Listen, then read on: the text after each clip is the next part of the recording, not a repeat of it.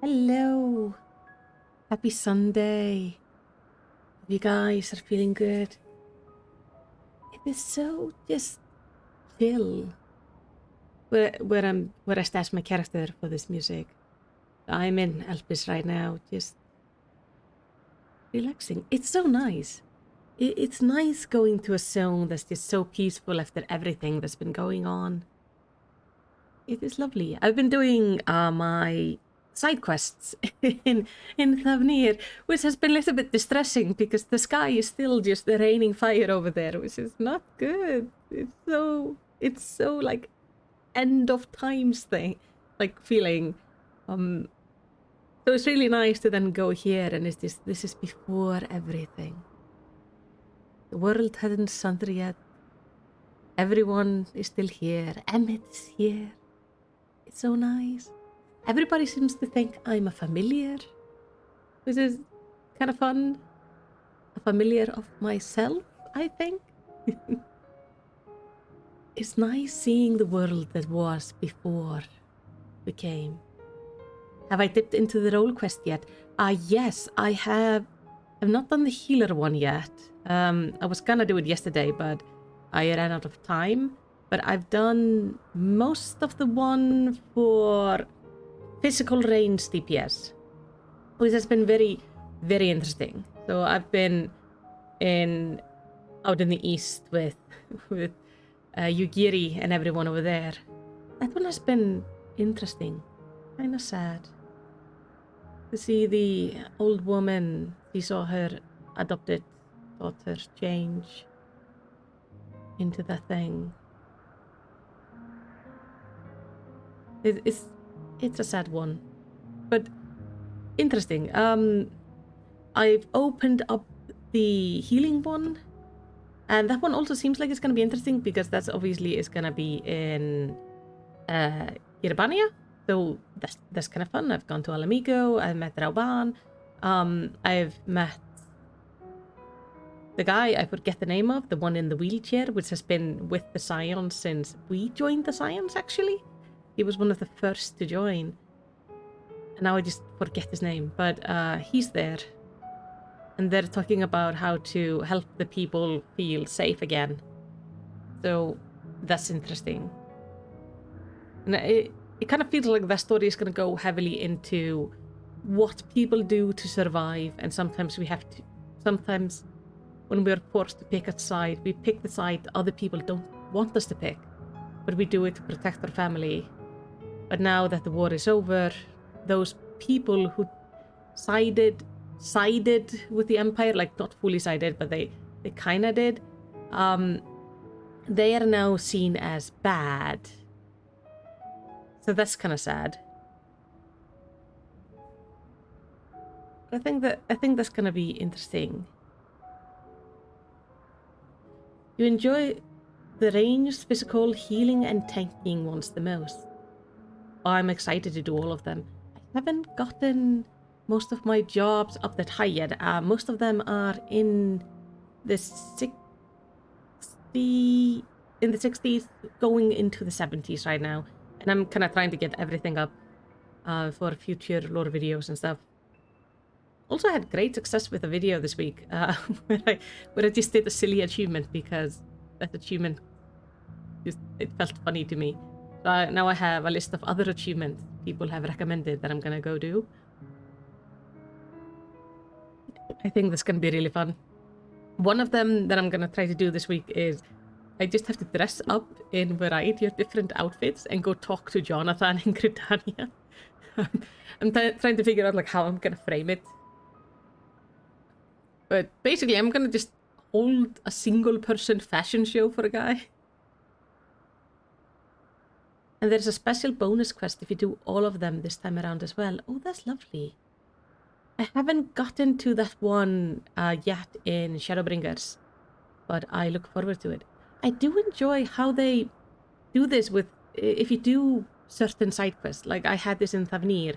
I went and did a bunch of side quests, and one of them was helping with a child, because the child was finding their parents. And then was the Aura girl who came to Tavnir, but she's like terrified of the elephant people. So it's kind of helping her gain her confidence. And we ended up with, when I had finished like both of these quest lines, extra quest popped up that allowed me to connect those 2 quest lines with the people in the village where the baby is. They need food and they need theirs and stuff. And the Oro girl, she wants to protect things, so she is now gonna assist with ferrying things back and forth. And that was really nice. I like how they do this. I've seen this happen in multiple different quest lines, but always this like little just, hey, this is connected. It feels rewarding when you do all of the quest lines and then something new pops up because you did the quest lines. Because now you know these different people and you can connect them. It always feels really lovely. Now today's schedule is, I think, let me see. 1, 2, 3, 4, 5, 6, 7, 8, 9 quests. The double question actually leads into the tribal quest for that area later on. Oh, that is cool. I did not know there were like a prerequisite for it. So Abe is not gonna be here today, so it's just us guys. But he has, like an amazing person as always, has actually left us with a guide on what to do. So we are supposed to finish down a quest called Travelers at a Crossroad, which is a level 87 quest, but everything up to that is level 86. We are also meant to, depending, like if we have enough time, to grab some of the blue quests along the way. Yeah, I know, no Abe is this terrible. It's not the same. How am my confidence gonna be ruined if I don't have Abe with me to do that? So, I'm gonna get 1 minute to sort a few things out, and then we are gonna get going, so I will be right back.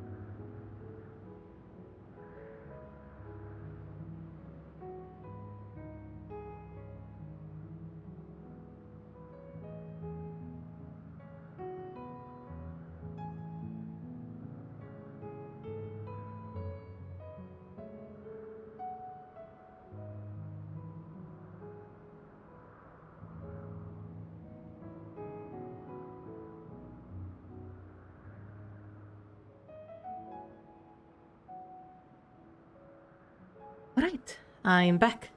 Sorry about that. I had to sort something out, but it's all good now. So, we are in Alpis. It's the middle of the night, but it's still so bright. It's pretty. So just us, Katla and Mittens here, chilling, and then we see Emmett down there. One thing I noticed is I spoke to the people in here. One of them was kind of interesting. Well, two of them. This one here refers to us as, suggests that we should wait for our master, because we are in their...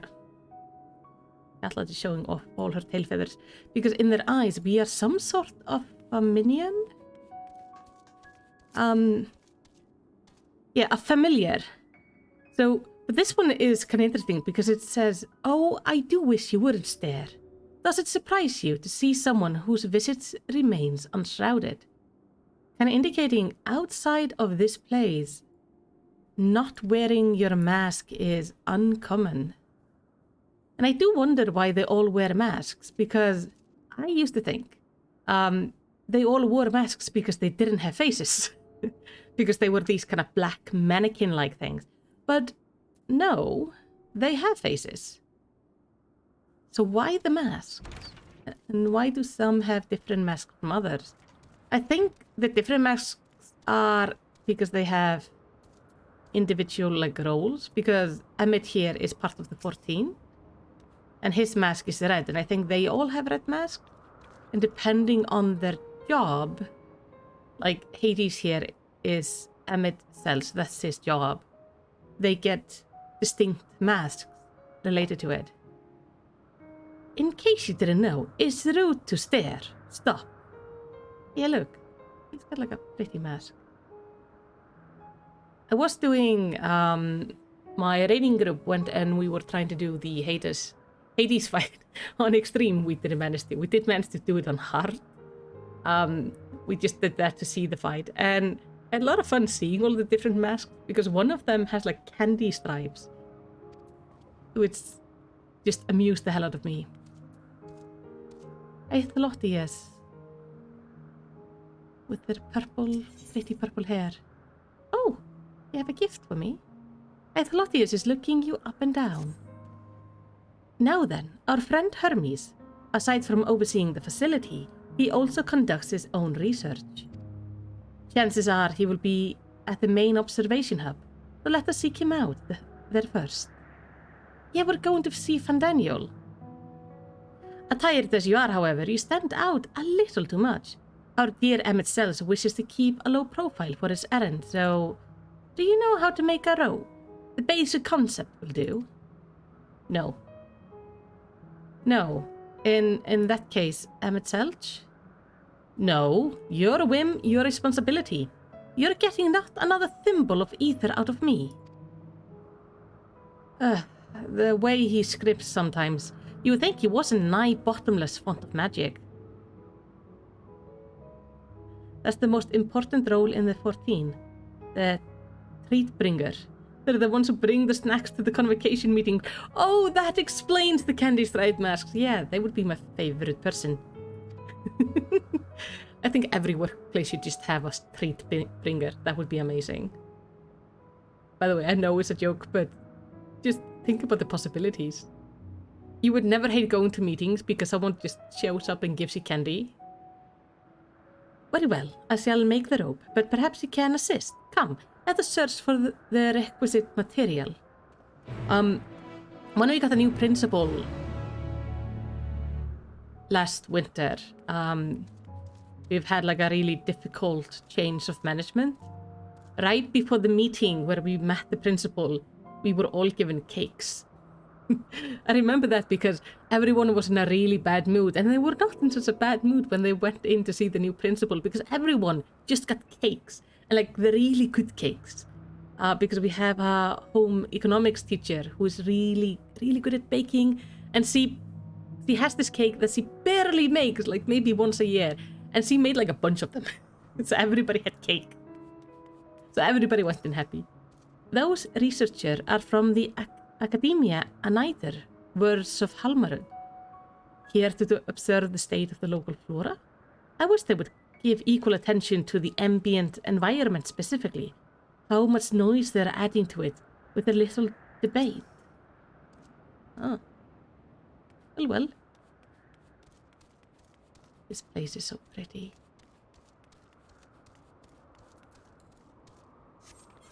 Last time Abe did take me down here to get this etherite and also flew me up to this area because it had a good view, like there somewhere. But otherwise, I haven't really looked around much. I've seen some of the animals.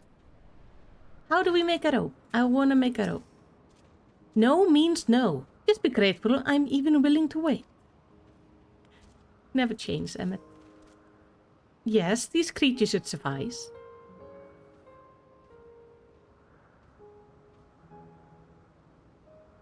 An etheric rope. I want you to use it to capture, shall we say, few Petalodia. There are 3 species here, I believe. Any 2 different kinds should serve. Now I should mention the strength of the rope is tied, no pun intended, to the strength of its user. As your ether is still thin compared to ours, you'll need to weaken the Petaluda first. Good luck. Do you send me to fight? No problem. Petaluda are butterflies. Oh, let's... we have like a light blue. Red one. And a dark blue. Let's take a... Oh, a lot of hostile things. Okay, let's take like 1 red and 1 light blue, and maybe we'll get some like violet if it blends the colors.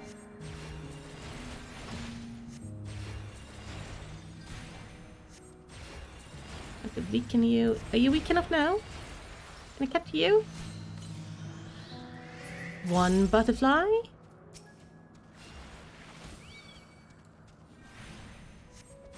I think it's kind of funny because there is no way Emmett does not remember us.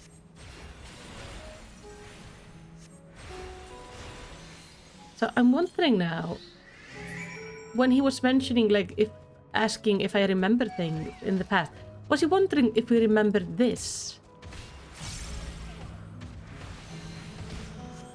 If he was trying to figure out, like, where in the timeline this particular meeting had been?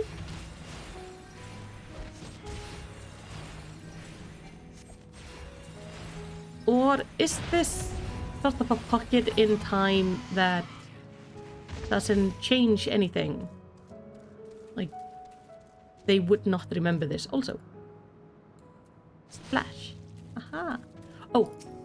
Splash, Emmett. I got it. You got the Petaludia. Come, let us see. I got 2 of them. Can you make it into ropes for me? Yes, these fine fellows will do nicely. And now for a spot of reversion. Does it hurt them that you're, like, unmaking them? There, it's ready.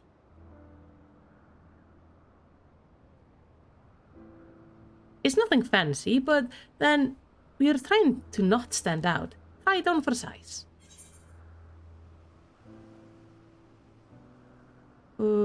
Won't someone be angry with us for using those creatures?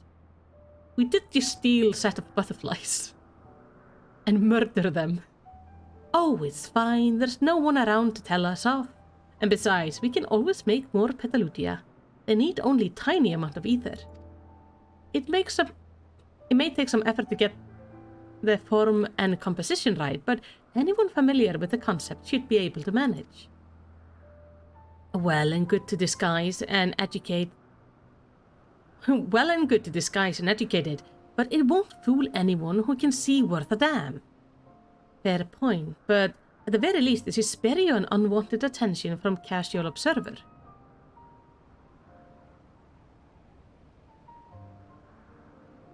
MSL speaks through. Even dressed like us, your unusual nature will be plain to those who think to look. Should someone question your presence, don't make up excuses, much less try to explain what you actually are. No, best to simply say that you're a familiar. The question is, whose? I can be Emmett's. Ah, of course, Asim's. If you say you belong to her, people will give you the benefit of the doubt for any and all outlandish behavior. Was I that outlandish back then? Exploiting our associate's absence? For lack of her presence, absolutely. Were she here, she would have been first to propose the idea, and you know it. I wanna meet Asim. Is it Asim or Asim? I wanna meet me from this particular time. With that, your story is settled. Let us continue with our errand. Wait, do I get like the actual outfit? Am I gonna disguise myself to look like them?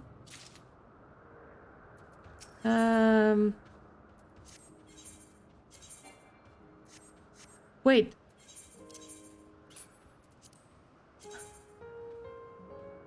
Do I need to wear it, or is it enough that I glamour it on? Also, can I dye it? I can dye it! Oh, perfection. Alright. Obviously we gotta look the part. So let me see. Test glamour.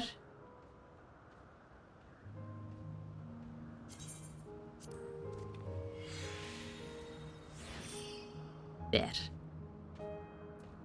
It did also give me boots, but I mean, you can't see my boots, so does that matter? Let me see, what colors do I have with me? I have this dark red one, which I was wearing, but it doesn't quite look as nice on the rope. This kind of looks brown. I do have a dark blue. Why do I only have like... Oh, this could be nice. Light pale blue. Oh. Ooh. Shall we go pastel purple or pastel blue? I can also go pastel green, but I like the other two better. So, because the green seems to hide the mask a bit more, so blue or purple?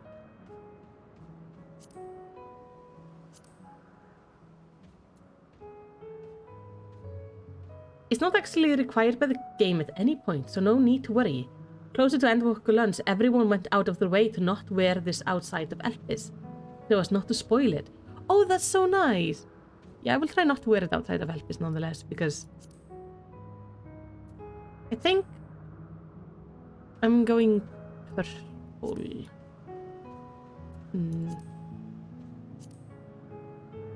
Blue is a little bit more distinct though, from my skin color. Maybe blue.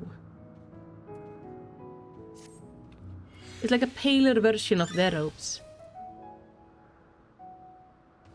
That looks kind of weird in this lighting.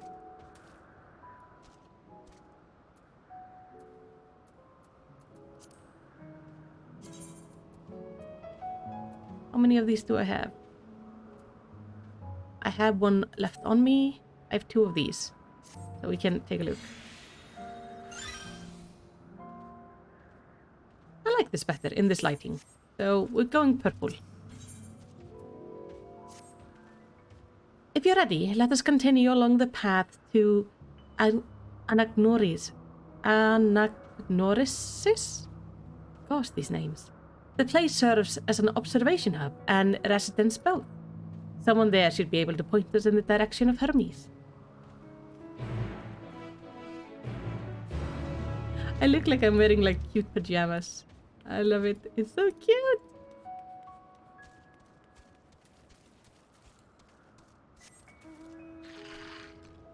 I'm gonna have to follow them.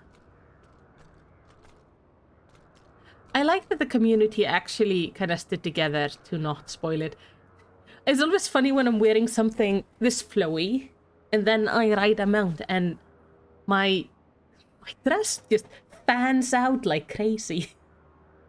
It's like I have a wire inside of it or something. I did get shoes, did I not?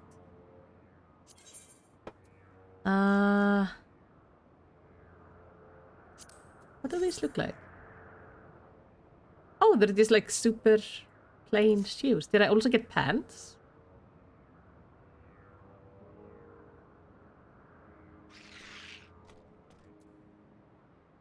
I'm not necessarily gonna glamour them. I'm just curious. There are pants. These... Oh! These are kind of nice. These definitely could be used for some glamours. Because it has both pants and a skirt on it. Okay. Some potentially nice glamour pieces there. But on we go. I like that we have the unicorns here. I have a unicorn mount, and that's like one of the few unicorns that are left in our modern time, so it's fun to see a bunch of them here.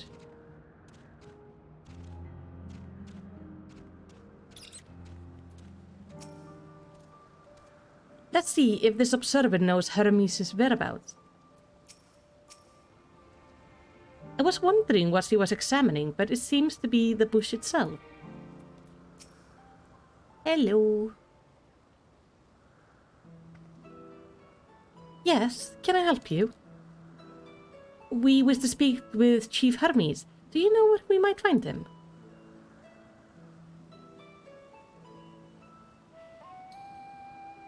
Well, now, by your mask, I assume you're one of the 14? I wasn't aware there was to be a visitation. Between you and us, it's something of a surprise. Your discretion in the matter would be appreciated. I see. My lips are sealed. The chief should be out conducting observation as usual. His focus of late has been aquatic creatures, so expect you will find him at one of the pools here. The pools, you say? Many thanks and apologies for disrupting your work. I say, Hythlodius, while I've never met Hermes, you know him well, do you not? That being the case, couldn't you simply find him by his ether? Aye, that I could. As you know, Emmet cells, and I can discern the color of souls. By the same token, we can also see ether quite keenly and from great distance. With this skill, I could readily locate Hermes, but I feel that it would be a waste of an opportunity. We're here to perform an assessment, after all. By searching the ordinary way, we stand to gain insight into Elpis and the man in charge of it. This is as much of for your own enjoyment, likely as not. But point taken. If you're going to accompany us, make yourself useful and help us look for Hermes. According to his profile, he has short dark hair. So, you know, it's because we're an Elpis that we don't have our cowls on. A special exemption due to the need to be aware of dangerous creatures. Elsewhere, we do not exhibit our individuality. It's unseemly. This is all common sense, but I would not assume you possess any. Ow! Emmet! You hurt my feelings. You don't think I possess any common sense? I don't, but still. Ow! It's a rare treat indeed to be able to search for someone by their appearance, and I thank you for humoring me. But now we know about the masks, yeah?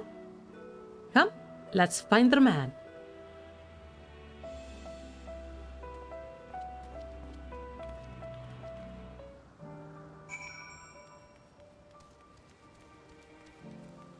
So we are looking for somebody with black hair.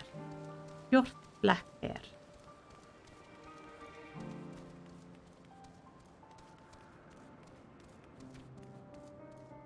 Yeah, no. You're not black hair, but hello. My, what a curious familiar. I suppose your creator sent you here to learn our ways, and perhaps achieve some degree of enlightenment? So what would you ask of me? Oh, you're the information person. Tell me about yourself. Like most of my colleagues here at the at this place, I'm charged with observing the various creatures in our care and assessing their suitability for life on Eris. It's an enormous responsibility, of course, though the sense of achievement from bringing new species into the world makes it all worthwhile. What kind of place is this? This is one of the most important facilities in Elpis, as it is here that we ascertain the various merit and shortcomings of the various flora and fauna in our care.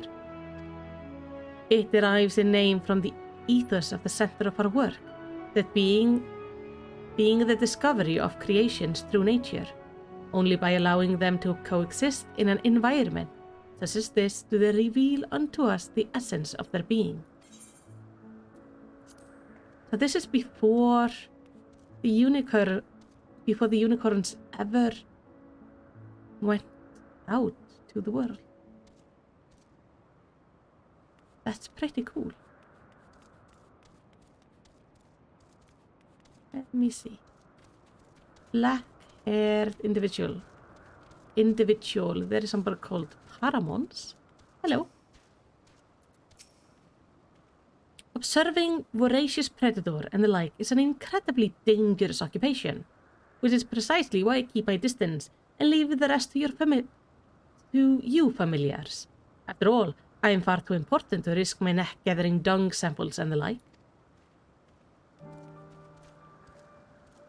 Oh, wow.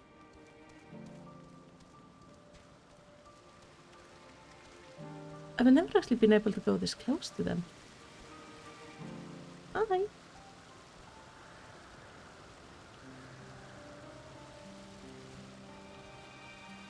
These are quite pretty.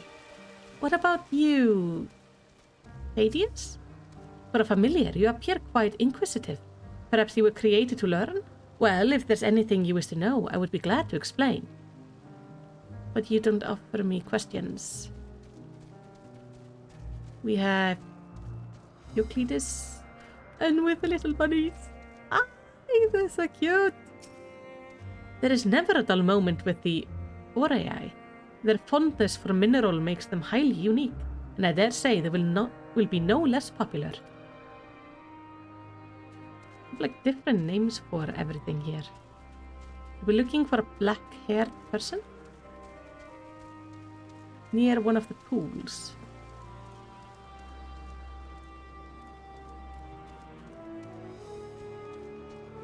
It's definitely down there. Here we have somebody called Irido. Extraordinary. It's not every day I see such a charming familiar.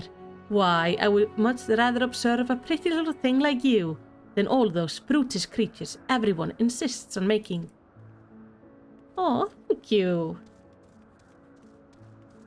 I could stay here forever. They all think I'm adorable. And what have we here? Oh, can I go inside the houses? Somebody is overexerting themselves. No. I guess I would have to get permission from somebody to go inside. Okay. We are looking for somebody with black hair near the pools. It appears to have moss growing on his head. Yeah! You let this sneezing, disgusting thing out, didn't you? Oh, that's pretty. I have one of these as a minion. Are you lost, my familiar friend? This is not the safest place to wander unattended. You had best return to your master's side.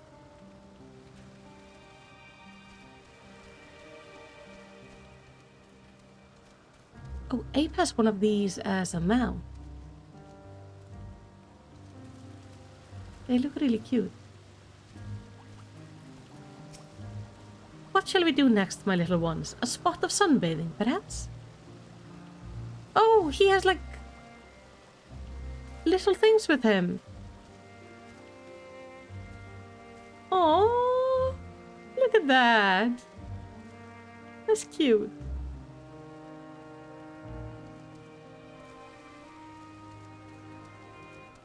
I hope one of the tribes for this expansion pack becomes like this place. We've gone up there. I know... I know, like, one tribe has been unlocked as far as I know. And that is the elephants. Oh, there. The winged girl. Oh, you're a girl, you're not a boy. Hello. Aren't you precious looking? Huh, they have such funny faces.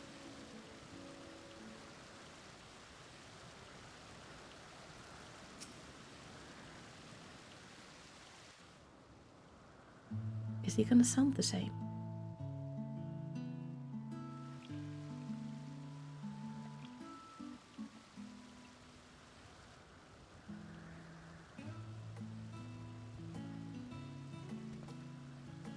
Ah, you are...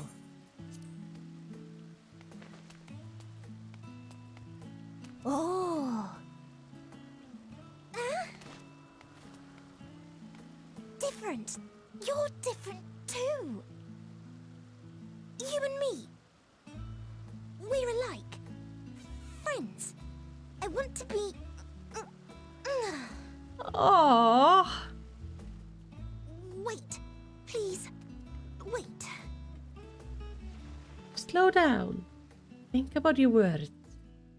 Greetings and salutations. Can you hear me? Do not be alarmed. I mean you no harm. I wish only to hear your words, share your feelings, and know your thoughts. May we please be friends? Of course. May we please be friends?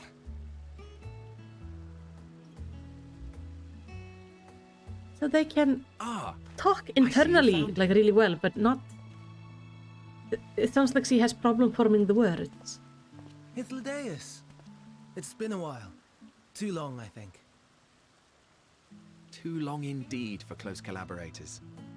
On this blessed occasion, I bring not only myself, but others who long to speak with you. It's weird hearing Daniel not sound crazy. You were of the convocation. Actually, a good point. Emmet Selk at your service. And Do I Daniel have is the not honor yet. of addressing Hermes, chief overseer of Elpis? You do. You have traveled far for it. Am I confusing Hermes with Given Daniel? your facility's purpose, its remote location is something of a necessity. Would that I didn't have to rely upon a guide. Oh, you wound me. Have I not ever been an attentive and helpful friend? But moving along to more agreeable company, this one we chance to... Hey.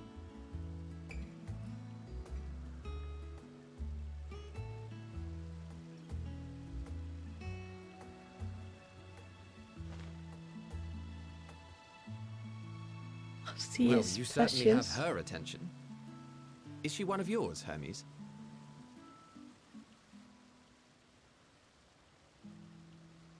Her name is Meteon. It means shooting star.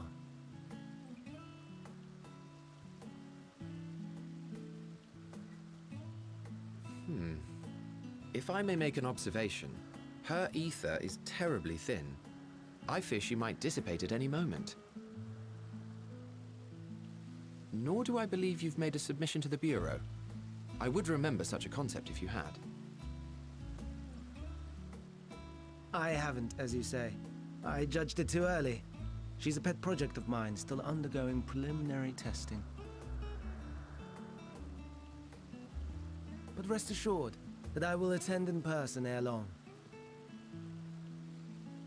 Very well. Being an authority on flying life forms, I appreciate that you are exacting in your work. I shall look forward to your submission. You better accept it. She is adorable. If we have finished with the perfunctory chit-chat, I would discuss official matters.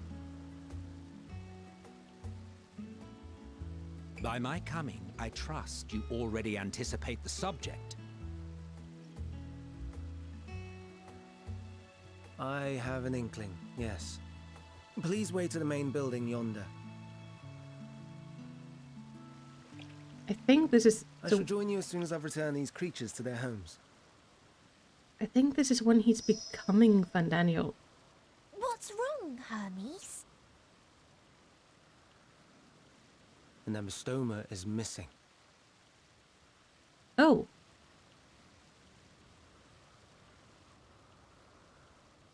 We're missing one of those little ones? I may have found it. A creature with the self-same ether as those there, nestled in the boughs of a tree outside the grounds. How the hell did we get there? You're saying they can climb with their sorry excuses for limbs? Oh, Emmett. Why are you always... The fashion has been to imbue aquatic creatures with the power of flight, ever since the words of Metron created a sky-swimming fish. The ambistomas too can fly, if only slightly, and they could conceivably climb a tree. Whether they can come down safely, however... Excuse me.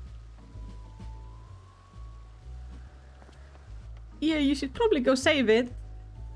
I'll help too. Yeah.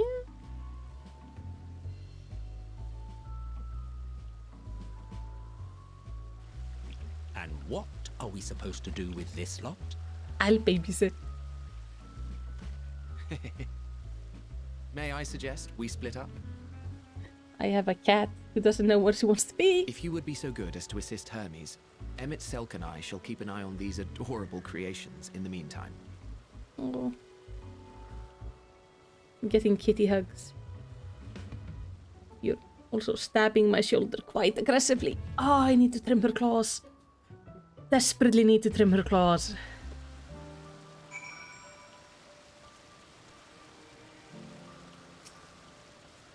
The tenet of the word of Metron is to create aquatic life both unique and beneficial. Aquatic. What would possess them to put this creature in the sky? And is it even aquatic to begin with? I don't know. I know these are based on like real creatures. I've seen pictures of them. They're very cute. Also very fragile. People like to have them for pets, but you have to have like a special care for them. And not everyone who has them as a pet does. Because they kind of take them because they're cute.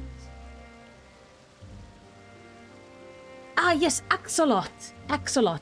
Is the sad thing about pets like this is they're adorable, but often people take pets that are extremely cute, but they make them live in habitats that aren't fitting for them. Is Katla messing up things? Not too terribly.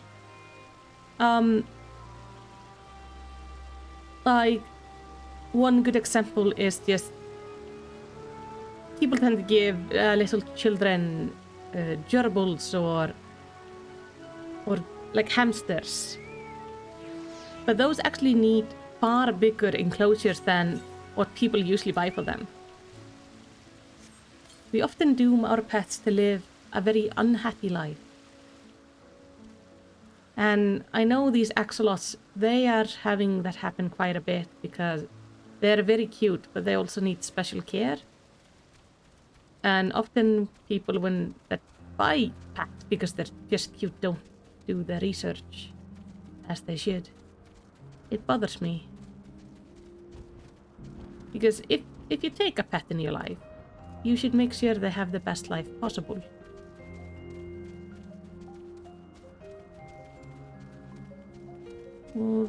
Oh, there it is. There he is.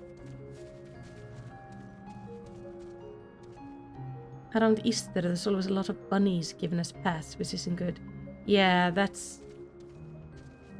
not good. Hey, Hermes, are you alright? Oh dear.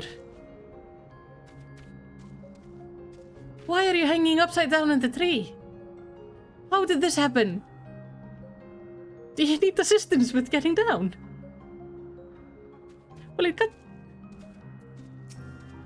it seems Hermes and Meteon have found their quarry, a creature known in this age as Ambystoma. Yet though it's been safely extracted from the tree, Hermes appears to have found himself in quite a predicament. The Ambystoma, Hermes saw it high up the tree. He climbed up to get it, but it jumped on him, and he slipped. Do you need a hand? No, I'm fine, if a little embarrassed. Now, for your own safety, please stand back. It feels really natural to be seen as a familiar because I'm a Lalafell. I can imagine it feels a lot different if you're a Rogadin or an Ellison or... Hermes, are you alright? Quite alright, yes. My apologies for making you worry, Meteon. Both you and, Felicity. Felicity Mal, you're called. An intriguing name. Somehow reminiscent of a new creation. Thank you for coming after me.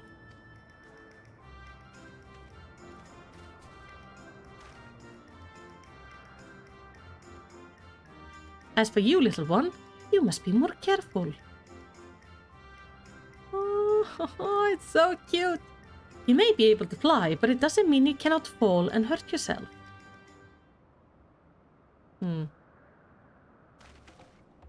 Oh no! I had forgotten all about his fellows. No, the others are watching. Truly? Oh, what a relief. I must thank Ametsel's and Ethelodius when I return to them, but first, with the distraction out of the way. As Chief Overseer of Elpis, permit me to welcome you to our facility. I hope you will enjoy your time here.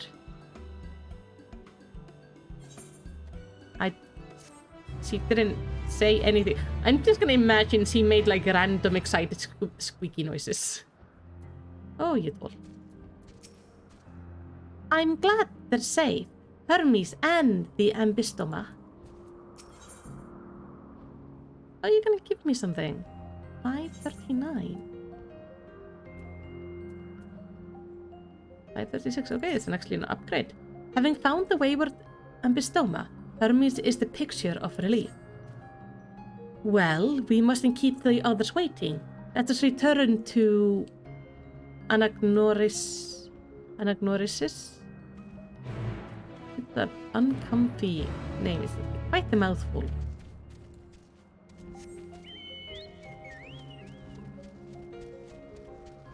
Let's go back and check if they accidentally killed the other axolot or something.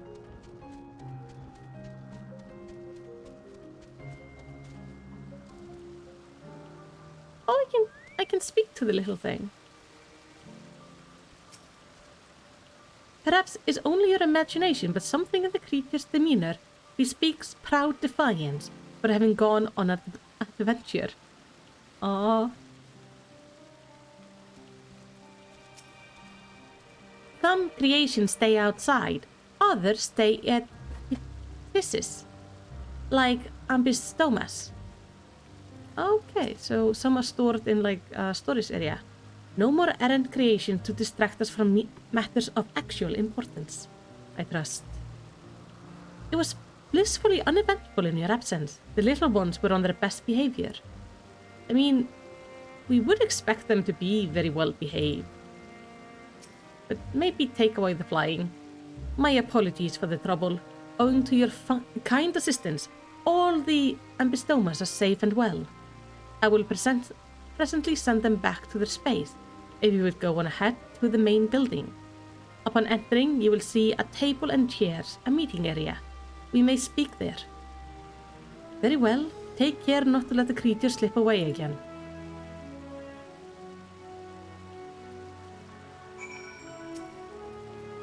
Will you be attending as well?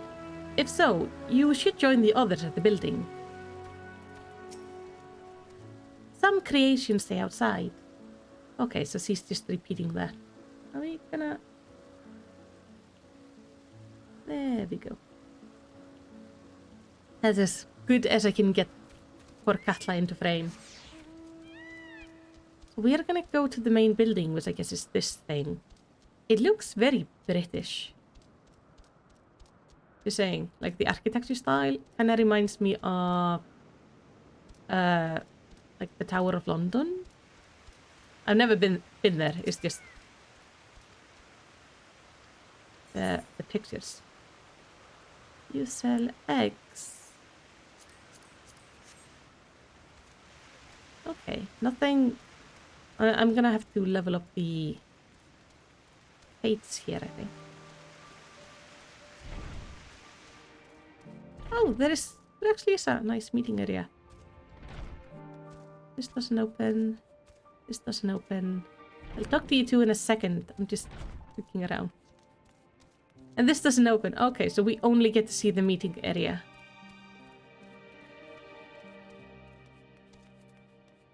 That's no fun. While Ametsel's has been accommodating thus far, he is the one who has business with Hermes. If you wish to attend, you will have to ask his permission. Amet, can I come? Please?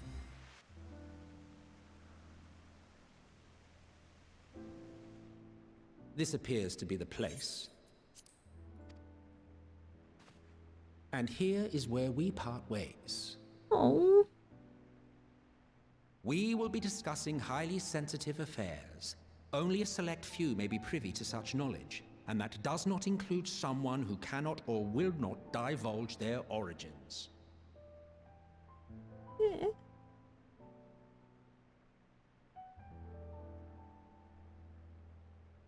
What? Will I have to remove you by force? Yes.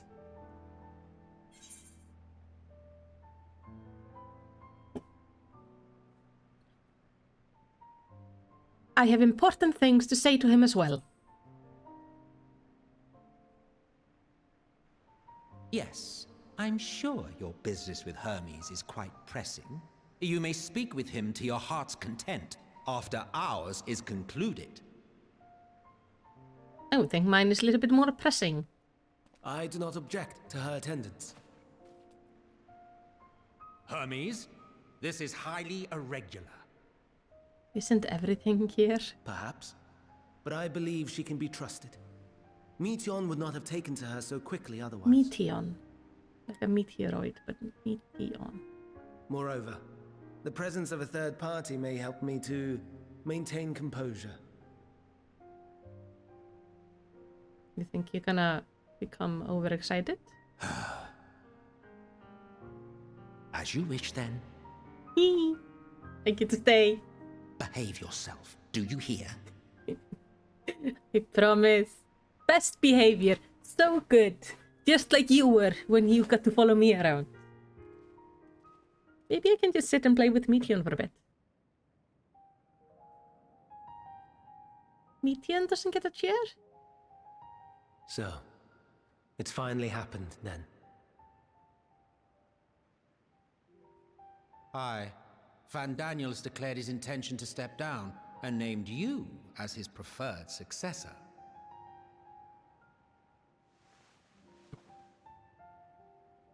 In recognition of your knowledge and your works, the convocation is giving the recommendation due consideration.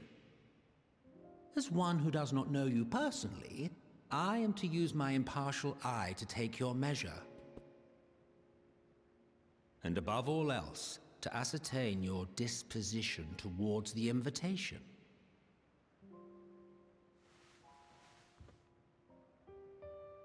I understand that you and Van Daniel are close. He himself was once chief overseer of Elpis after all. I should not be surprised if you knew before anyone else that he wished to relinquish his office. I have a feeling he knew. I did. He told me that when he fulfilled his purpose, he wished to pass the torch to me. A torch you seem none too pleased to accept. Are you so averse to serving on the convocation? No, it's not that. For a humble researcher like myself to even be considered is an honor beyond words. No. What troubles me, what I struggle to come to terms with, is the very fact that Fandaniel is stepping down. Does this not mean that he will return to the star? Wait, what? Of his own volition, yes, like so many others have before him. So they can choose to die? Return to the star? Does that mean die? Well now, that's not a word I hear often. Is that what you say here in Elpis? Mankind is the life of Atheris. Each of us, a drop of blood flowing through its veins, bearing sustenance. In our finite time upon it, 'tis our duty to make it a better place, that all who call it home, now and in future, may abide in happiness. To that end, we have dedicated ourselves to the pursuit of enlightened creation. And by our efforts did we transform this once untamed wilderness into the peaceful paradise you enjoy today. To return to the star whence we came is a privilege afforded to we who have so loved and nurtured it. This is not a good cinematic to have in a fog. A choice embraced by those who have lived their lives to the fullest, in service to our world. And when they depart upon this journey, it is beautiful, always. The 14 are no exception. 'Tis believed no occasion is more felicitous than the fulfillment of one's duty. Our office becomes our lives, and to retire is to return, or so the majority of us hold. Some few have elected to eschew custom.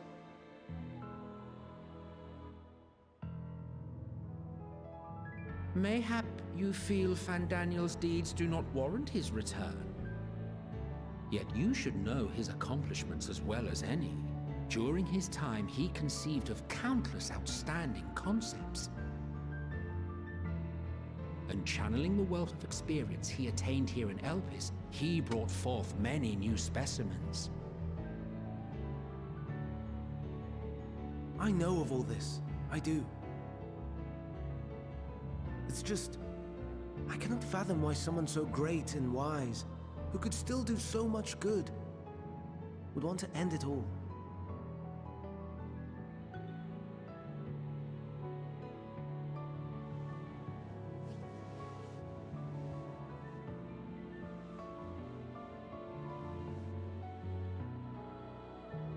Oh no, I've made her upset.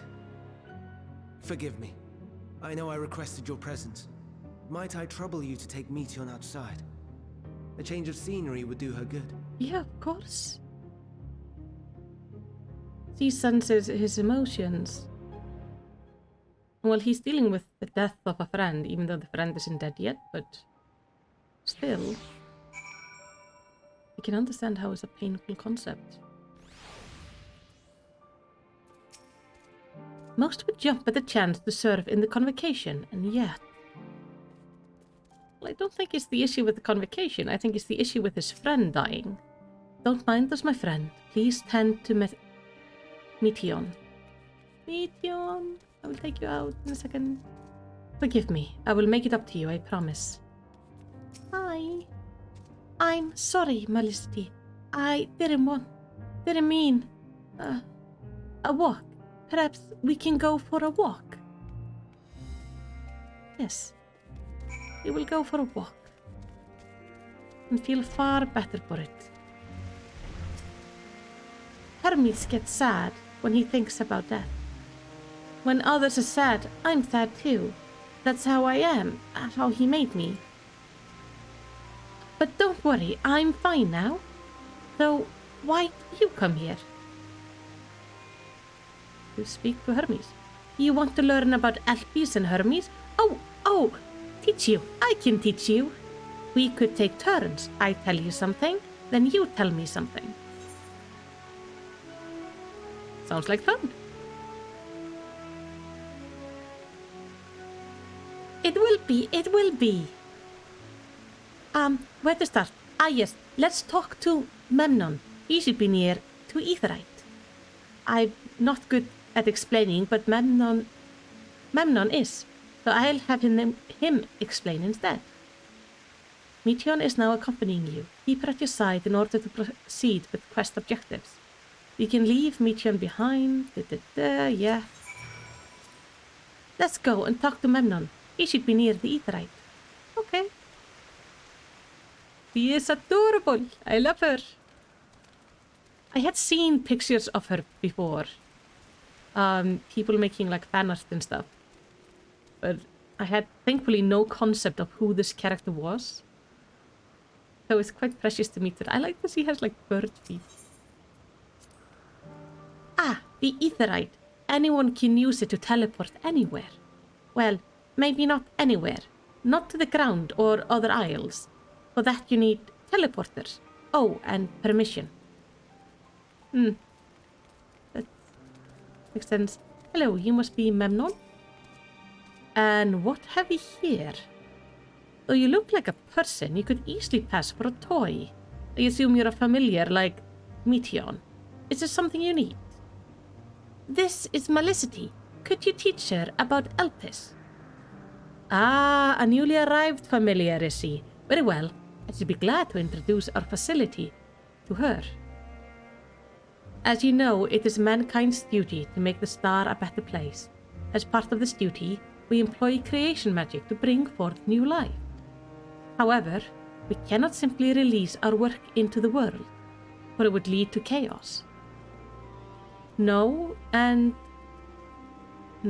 and all life form must undergo extensive testing to determine their fitness to exist.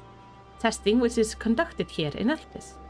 Every candidate is subjected to rigorous study in which we identify their properties, surmise what habitat might be suitable, and speculate as to the effect they may have on the environment and other species.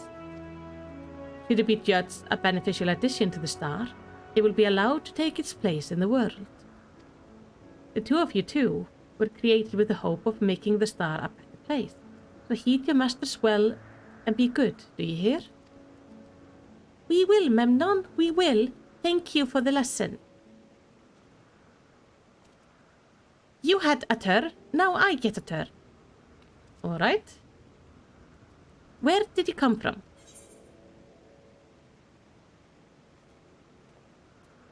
From a place far, far away.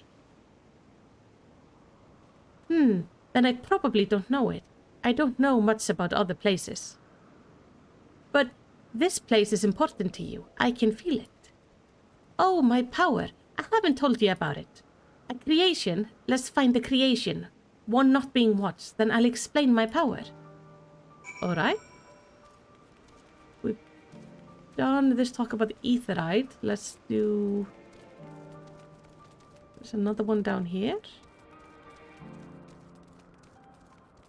Okay, let's do the talk first and then we can look at the bird.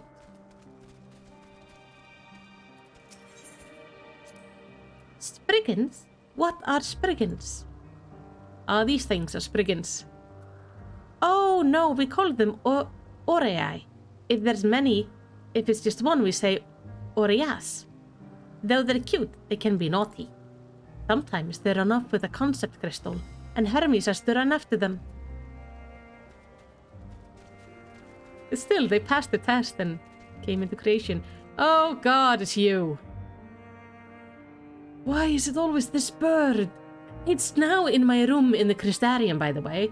I went there the other day to look at my unending journey. And this thing is just standing on my table being creepy as fuck. Why do you keep on appearing? It's the creepiest thing in this game. I don't know why they keep on putting it everywhere. Maybe likes me? Ooh, Oh, this creation is perfect. But I don't remember seeing it before. Perhaps it's new. Probably came with me from the Crystarium. Anyway, I'll try reading its mind. That's my power. Alright.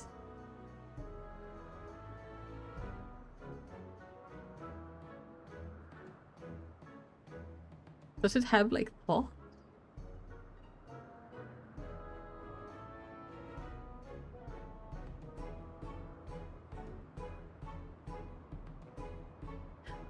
This is taking awfully long.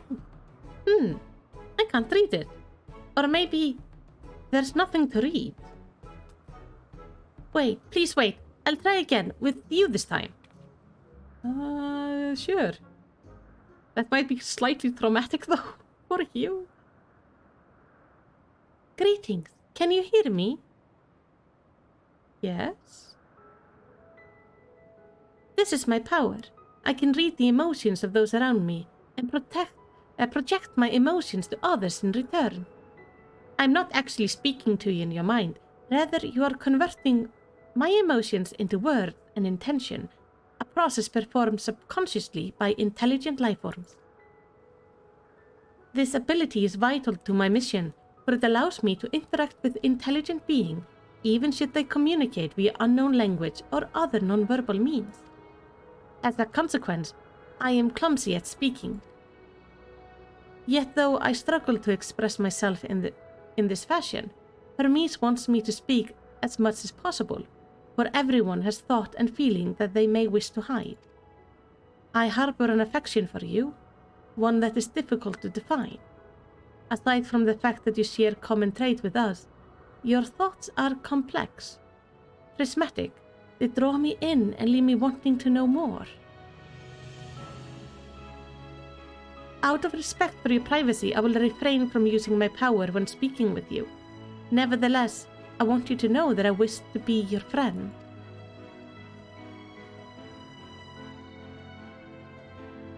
Did you hear me? Mm-hmm. Good. Now it's my turn again. So, what are you good at? Oh! Playing. I'm good at playing.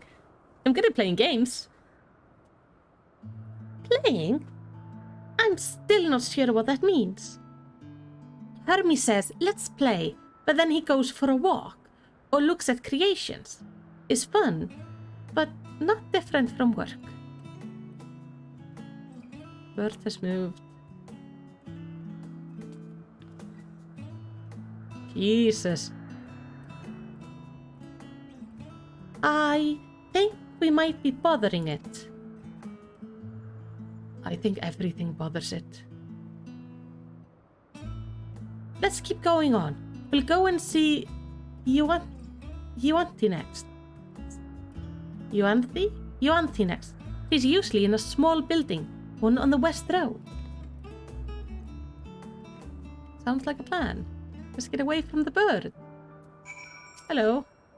Yeah, you don't... I'm not sure that bird is supposed to be here. It seems like it follows me and I don't like it. Not this building. This building is very bare. Well, well, if it isn't Meteon. I see you brought a friend today. Greetings, Yunthine. An apple. Could you make me an apple? The kind Hermes likes, covered in syrup. I want to share it with Melicity. Oh, candied apple. Hermes is certainly partial to them. But you know you can't eat Meteon. You weren't made to do so. But I like it too. May seem that way, but it's due to your ability to share others' feelings. You've taken Hermes' like for your own. In any case, I can't prepare an apple right now, but I'll bring one for Hermes soon, I promise. I'm sorry, Melicity. I wanted to show you my favorite thing. Then I could ask about yours, but I failed. Well, let's tell her what we like. I like candy. And slides. Ah, that's what you like. Yes, yes, I can feel it. Your joy and happiness. And it makes me happy too. Thank you for sharing it with me. Well, we've talked and talked a lot. Maybe Hermes has finished talking too. Shall we go and see? Yes. Gosh, she is precious.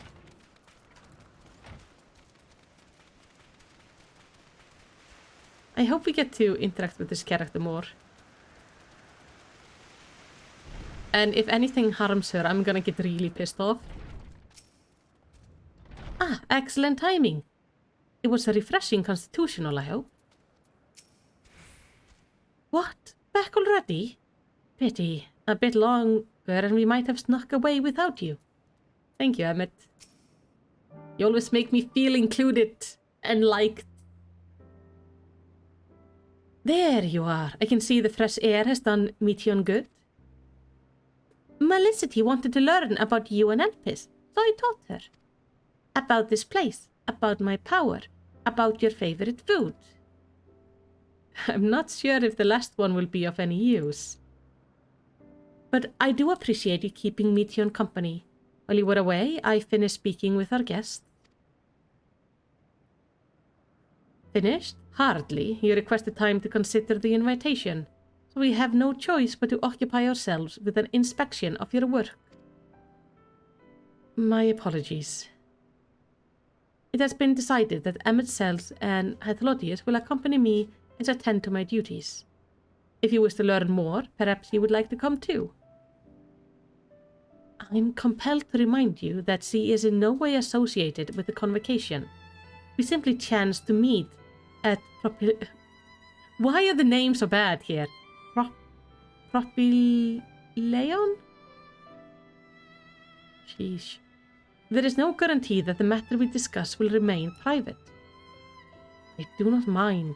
To see the joy her presence brings Meteon, I cannot imagine your mysterious friend harbors malicious intent. Melicity is kind, really, truly.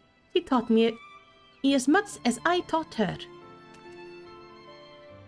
You're coming, of course. To watch Hermes. You're bound to learn a lot.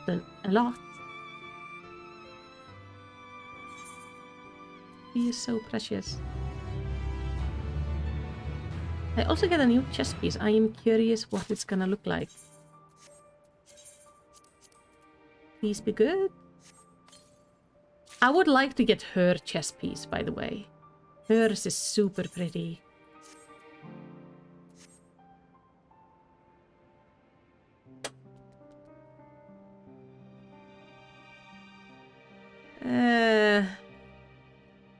No.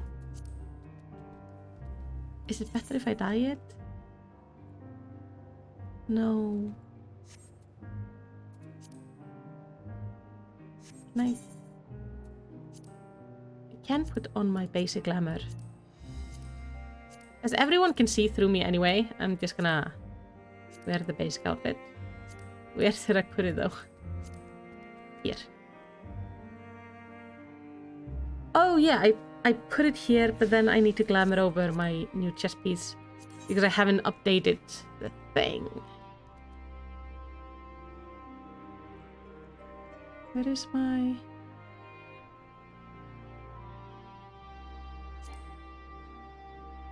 Glamours may not be stacked. Oh, remove you.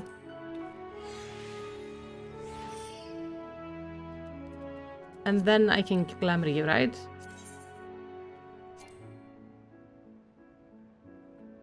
Oh, wait, no, I need to unglamour you. Yeah, okay. Now I can do this. And then I can dye it. But now at least I can put this thing actually in my glamour closet. Which is gonna be nice. Okay. Wait, these though I see new creations on a daily basis, here they look at them with a different eye. It will be interesting to observe Hermes at work. It is held that all civil organizations should conduct their affair with total transparency, and the convocation is no different. But that doesn't mean we're obligated to show our work to unknown entities, such as you. Consider yourself privileged and behave accordingly. Because I see everyone knows I'm anyway a creation, so it fits that I can wear something different. This time, we all get to go for a walk. Isn't it exciting? Composure regained, Hermes is ready to return to his duties. If everyone is ready, there are a few creations I need to check on first. We shall return to the spot where we found our wayward ambystoma. Have care when you step outside the hub, for there may be more unruly creatures about. Yeah, the hostile ones. Wait for me! Oh, now the quests have opened up, the side quests. There's not a single blue one here, though, so we don't have to do these ones. Let's say hi to this one, though. My role here, I specialize in observation of flora.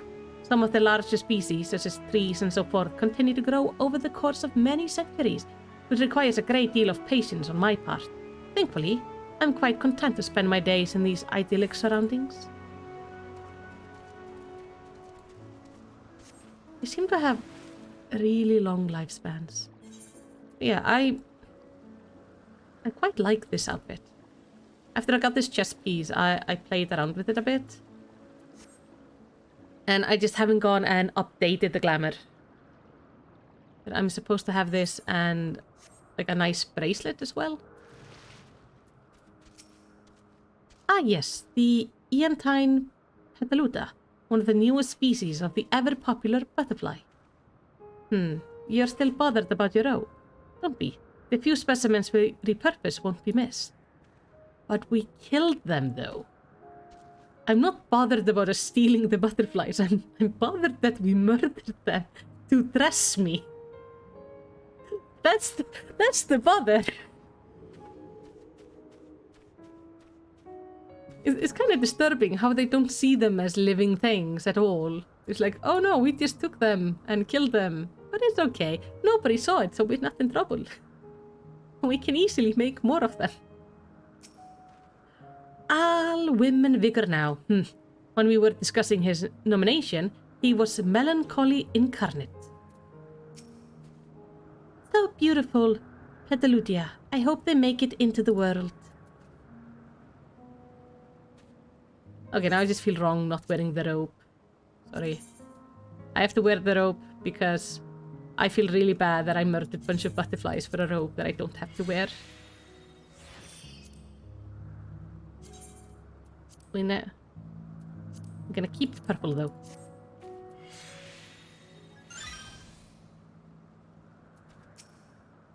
This here is a new species of Petalutia we recently set free. It has been doing very well, managing to maintain a stable existence thus far.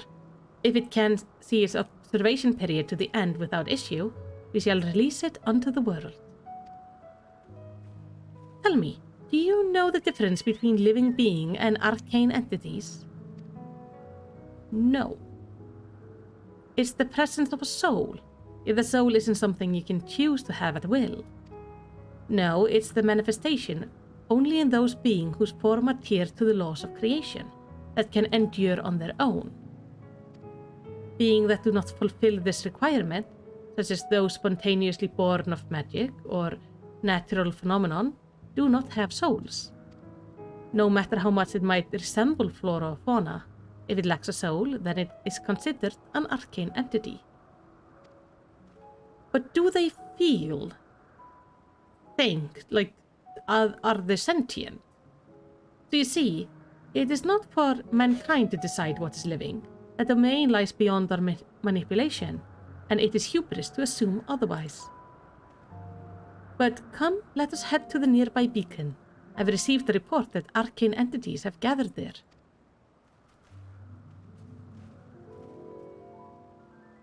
Like I say, it's just... I'm concerned about how sentient or non-sentient these things are. Like, do they think or feel? Hmm.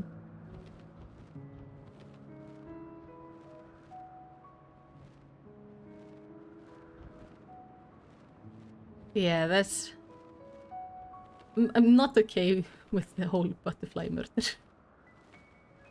Even though I know it's not that big of a deal. It just... The way they talk about it kinda disturbs me. We're meant to be observing Hermes, but instead we're stuck with Meteon. Well, I suppose she herself serves as a proof of his prowess as a researcher and creator both. A fascinating creation, much like yourself, little one. Renowned as Hermes is for his flying life form. It's a rare privilege to be able to see one of his works in progress. Yeah, is he supposed to end up flying? Because I don't see how she's gonna end up flying. He kind of stuck some feathers on her and wings on her head. Not necessarily load-bearing, you know? Ah, yes, lightning pneuma, just as the report said. Although we call the structure a beacon due to its form, it is in fact a magical device. By manipulating the balance of elements, it keeps the isle airborne and maintains the climate thereupon. In the course of its operation, it often sees an internal shift toward a given element. Right now, the element is lightning, which draws the pneuma here to replenish the ether. It appears Meteon is busy. Well, he's talking to them, yeah? Would you care to assist me in her stead and feed the pneuma? Sure. By using the lightning converter, you can harness ambient lightning and focus it into a ball. A variable feast for our dazzling friends. Go on, give it a try. I really like Van Daniel during this time. He's very sweet. Okay, can I feed the lightning right? Using this concept crystal, anyone can harness lightning regardless of spell casting skill.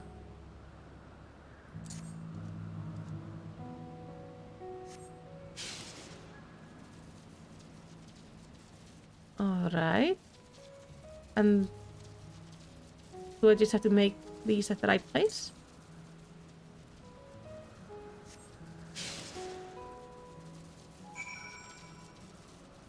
Okay.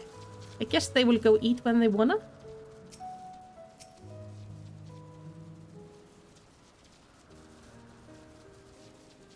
Perfectly done. Look.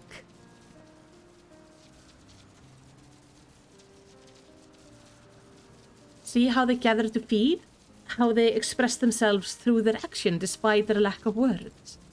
Speech is not the sole defining characteristic of thinking, feeling creatures, nor is silence an indication that they do not possess these qualities.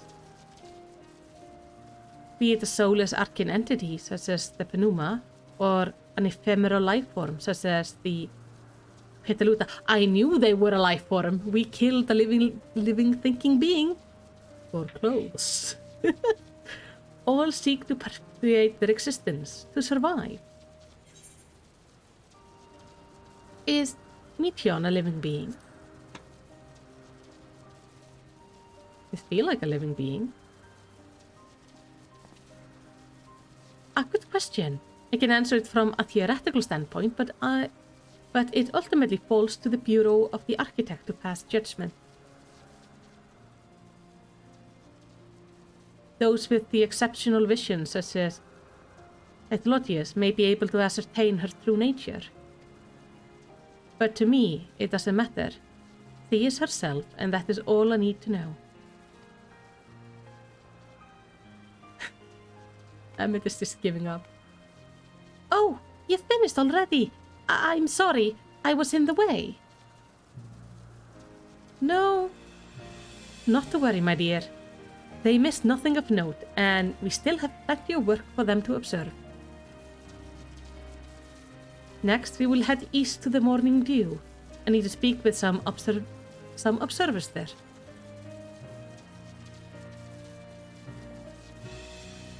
I didn't bring any cutlery. No, they will just have to, you know...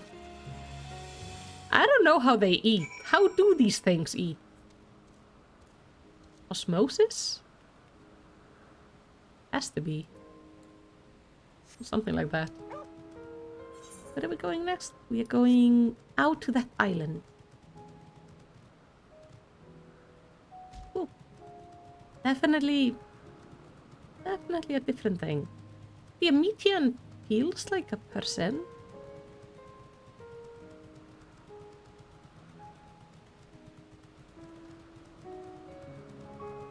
Abe teased me when we came here the other day.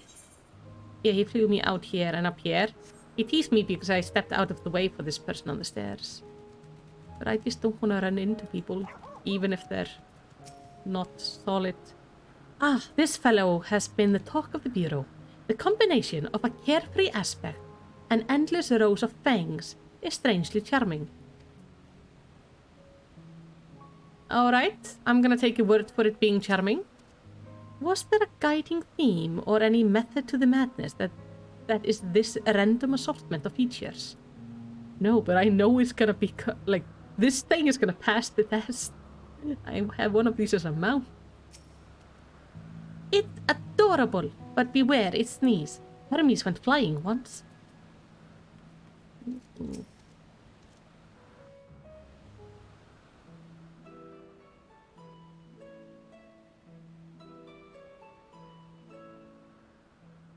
It's kind of interesting. Meteon Amazing, is it not? did apparently The not Amplos, pass the test. One of our newest subjects. Because Meteon, we have never seen anyone like Meteon. But this thing, this disgusting thing, passed the test. Please make it sneeze on Emmett. So, how are we coming along?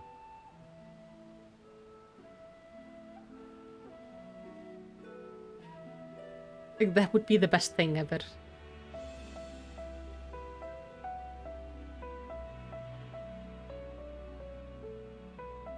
Hey, Alpis flowers.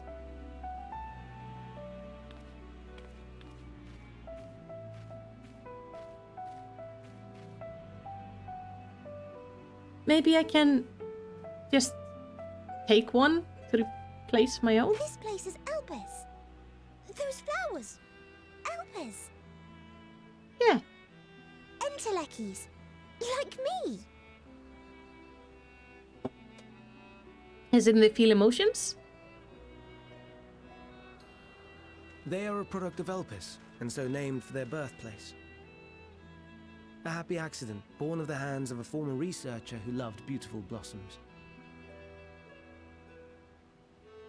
Can I have Unique one? for how they change color, to reflect the emotional state of those nearby. Though be it here or elsewhere, they are seldom seen in any hue save purest white. Reflect the emotional state, you say? By what means do they achieve this?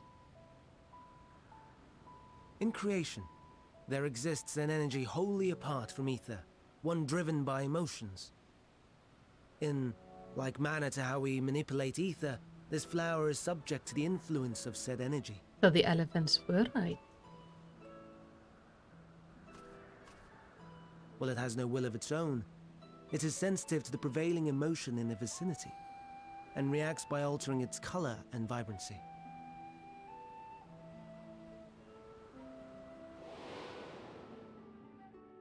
Akasha? It is one of the unseen energies defined by Harnish alchemical theory. Though a gross oversimplification, some describe it as an essence influenced by feeling. Oh, thank you, Emerald. I also love the kitty cam.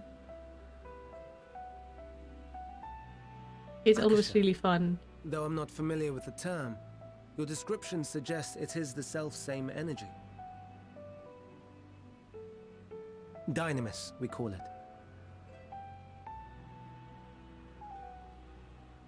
And those entities like the Elpis flower that have the ability to interact with this energy, converting emotions into tangible phenomena, are Antelekis. That's me! That's me! An Enteleki! That you are, my dear. And no ordinary one at that, but the first possessed of free will.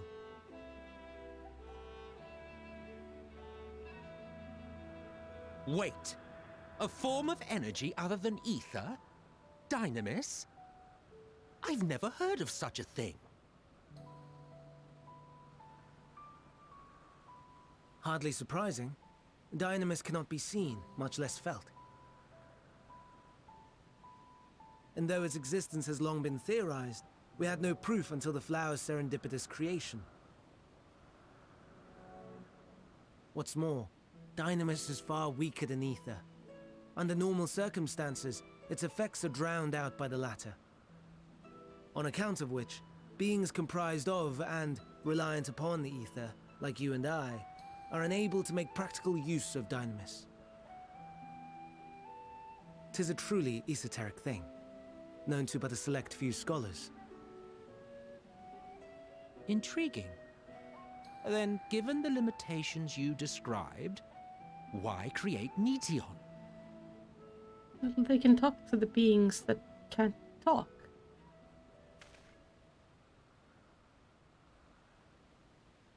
Our star, Aetheris, is especially rich in ether, so much so that its name is derived from it. However, when we consider all energy in existence here and in the vast space beyond, Dynamis may account for as much as 68.3%. The more abundant form by far. Were we able to control it, we could open the door to limitless possibilities. 'Tis not unlike a gently flowing stream, unable to break through the dam of ether barring its path. But if we could imbue the stream with the vigor of a raging river...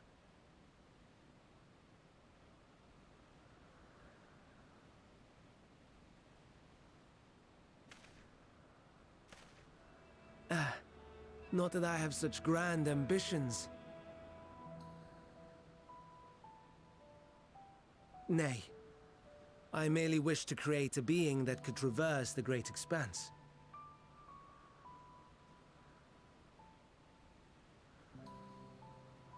The relative scarcity of ether beyond the bounds of this star was a concern. And so, I looked to another source of energy by necessity.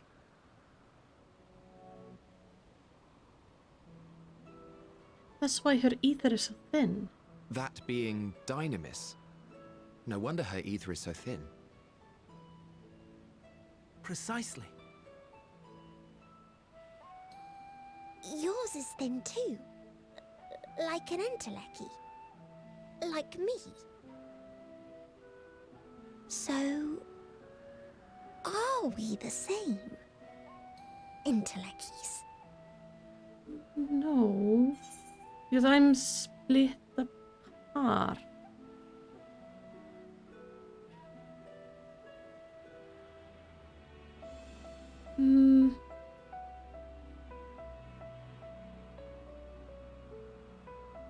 Well, I have been known to transcend my limits with nothing but determination.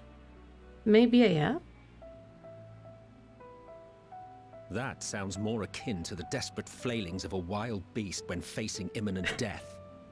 Why must you wound me so much?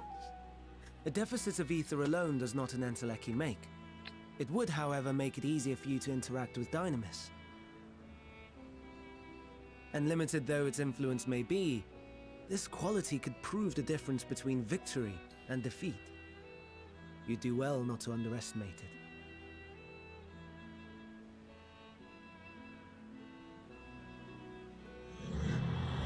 Sneeze. Sneeze on Emmet. Sneeze on Oh dear. Emmet. I'd forgotten about the poor fella. You must excuse me a moment while I go and verify a few more things.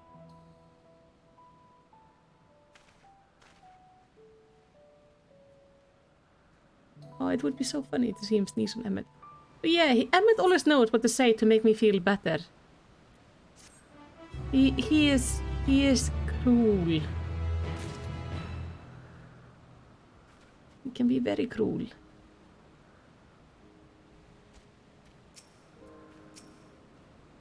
Never before have I heard of dynamis or entelekis. I can only assume the Elpis flower was submitted to the Bureau before I joined.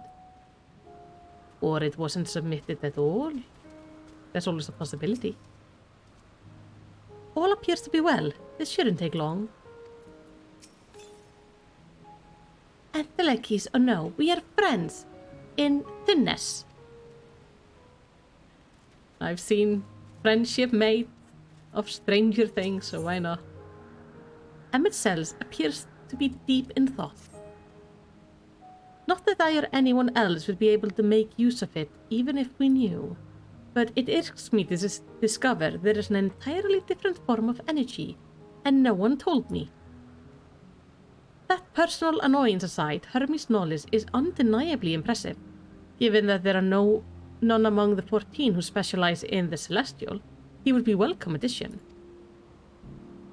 Assuming he can be persuaded to join, that is.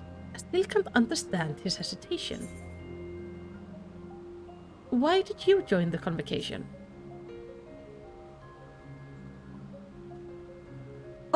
Oh, you wish to know why Emmett Cells was chosen for the convocation? I should be glad to share the tale. It began when... Not another word. Lest you've forgotten, we're to learn about Hermes, not me. My misspent youth is not your concern. Oh, is it an embarrassing story? Hi, Lothius. Please. I'll tell you the tale when we're away from sensitive ears. Yay! Thank you. What now? I want to learn about the convocation. If you would accompany us, I suppose you should at least know what's that much. The Convocation of 14 is a governing body that determines myriad policies. Our goal is to ensure that all is right in creation, that our star may know a brighter future. As the name suggests, the council is comprised of 14 offices, each of which is held by an individual chosen for their surpassing abilities. Depending on the office, one is required to either be an authority in a certain field or possess skill that would facilitate the performance of their stipulated duties. The former category includes Metron, specialist in aquatic life, Logriff, specialist in terrestrial life and husbandry, Almarut, specialist in fungal and plant life, Emeroloth, specialist in medicine and healing, and La Habrea, specialist in creation magic, was brought forth phantom being of the highest complexity. As for the latter category, there is Altima, advocate of the art, Igiorn, champion of enlightenment and rhetoric, Hasfaroth, preserver of discipline and order, Emmett keeper of ethereal realm or underworld in the vernacular, Pandaniel, pursuer of extant phenomenon, and Asim, traveler of the world and counselor to the people. That does sound like us. Yeah, I can see how that fits. What? Should it be revealing such details to you? Don't be silly. Even children know this much, and you would do well to remember it all. I won't, but I will do my best. Intellects or no, we're friends in thinness. My apologies for the wait. I have inspected the Ampelos to my satisfaction. All is well with the creature, and I dare say it won't be long ere it's released onto the world. Another creation, however, reportedly isn't faring so well. The Charybdis. That is what we shall tend to next. Charybdis. If you would follow me, my friend, we shall return to the main isle and head north. Alright. Charybdis is...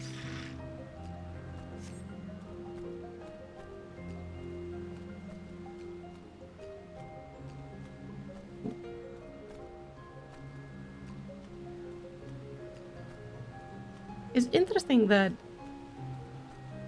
they, like, the 14 seem to be split into very much like flora and fauna and like physical things, and then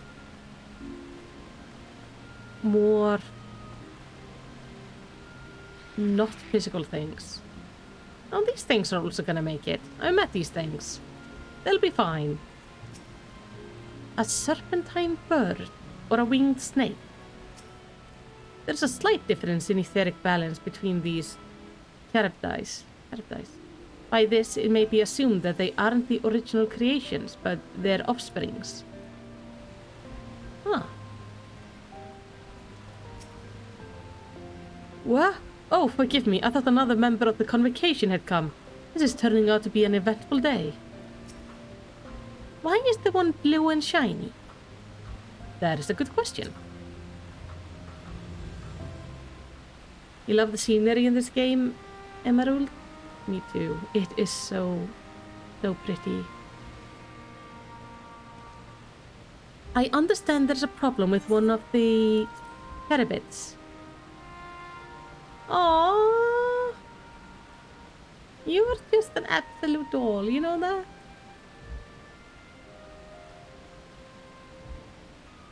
Yes, that's right.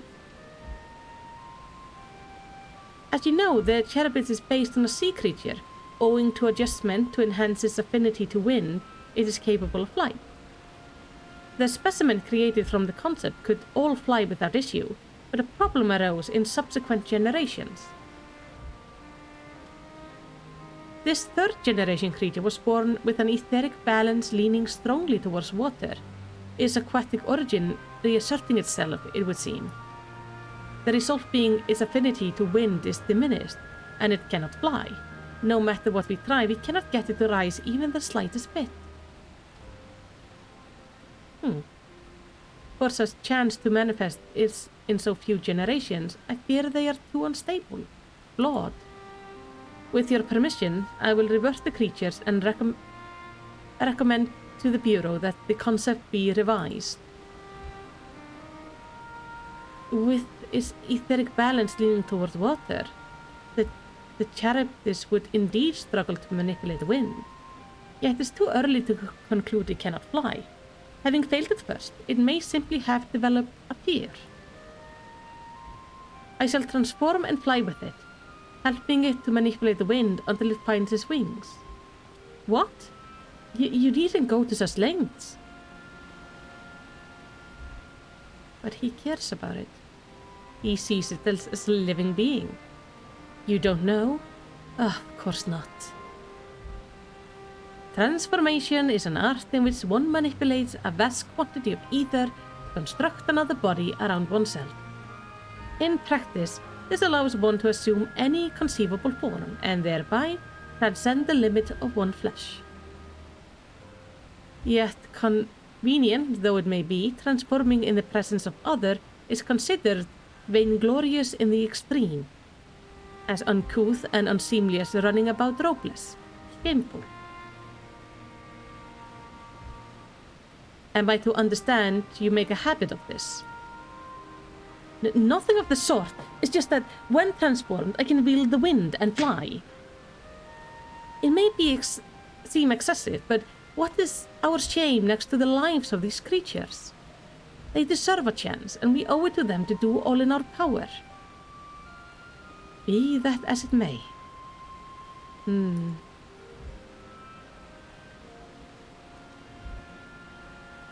Yes, I believe I have a solution. Hammett cells, may I trouble you to move that Terabits away from his fellows, somewhere out of sight?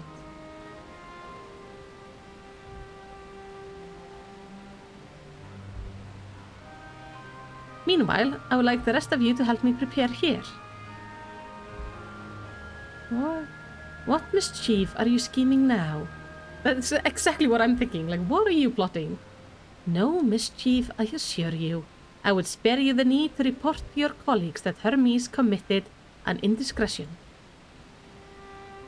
So have a little faith and run along. So basically, them transforming is like for us just undressing in front of random people.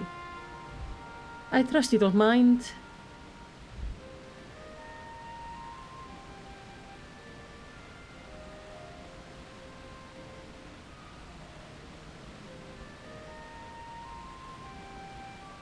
Yeah, it sounds very kinky when you think about it. Ethlotius is a man of ideas. I wonder what he has thought of this time. He must help the carabins to fly, or else they will all die. Yeah, which is kind of dark. Thus bother when we could simply begin anew. But I shall defer to the chief overseer. It's so strange to think that this person is going to become Fandaniel, that we know. Emmett Sells is out of sight. Good, let's speak of the plan. It's a stroke of genius, really. We have Emmett Sells playing the carabins. Aside from being able to fly untransformed, he can readily see ether current. And with this adept spellcraft, he can also employ suitable wind magic to guide the creature along. While he is indeed capable of all you describe, it's not his duty. I'm loath to trouble him with it.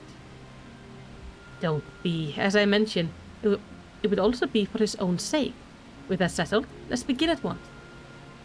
Melicity, I want you to go to Emmett Sells. Tell him that you have a favor to ask.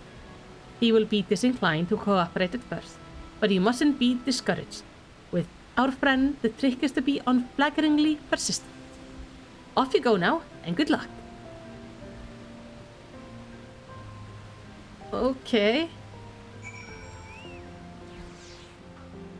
Where did Emmett go? I guess I'm gonna have to say this thing several times. Wait. How far did he take this thing? My gosh.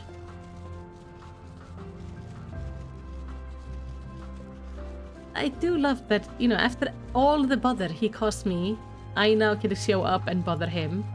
But at the same time, for him in the future, he can come bother me. It's like a circle of just we bothering one another. It's perfect. Hello. Well, are your preparations for the scheme that is clearly not a scheme complete? Alright. I have a favor to ask. Oh, no you don't. I'm not lifting a finger. Ugh, I don't know what Ethlotius is up to, and I will not be made to know. I refuse. If Ethlotius is to believe, relentlessness insistent may serve to wear down the ever-very Emmett Selch. Okay? Now I have to say, please, Emmett Selch. Alright. Please, Emmett Selch, like this.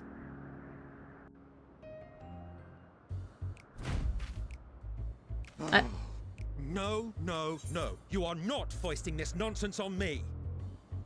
Yes, we are. Oh, we are? I'm given to understand you have the power to help the Charybdis, and should be quite willing to do so. And so I appeal to your better nature, most benevolent Emmett Selk. Please teach her to fly. Or else Hermes will transform. Right now.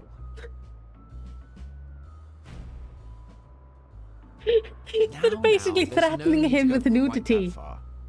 Altruism is its own reward, as I'm sure he would agree. It's like, either you do what I want or I expose myself and to who you. contrived to put me in this position, pray tell? Nothing so devious. I merely suggested a possible course of action.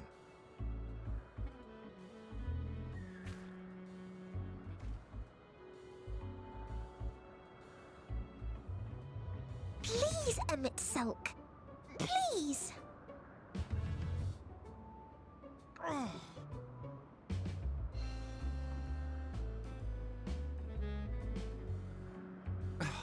I did not come all this way to play nursemaid to your creations. I thank you to remember this favor and let it be the last. Mm-hmm. It won't be, but we will remember.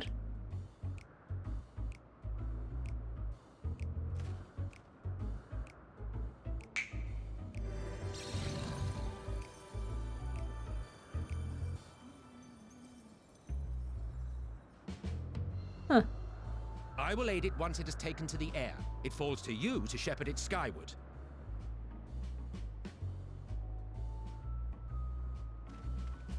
Fair enough. Well, let's relax and enjoy the spectacle, shall we? Yes. Yes, yes, yes. Let's see how this goes.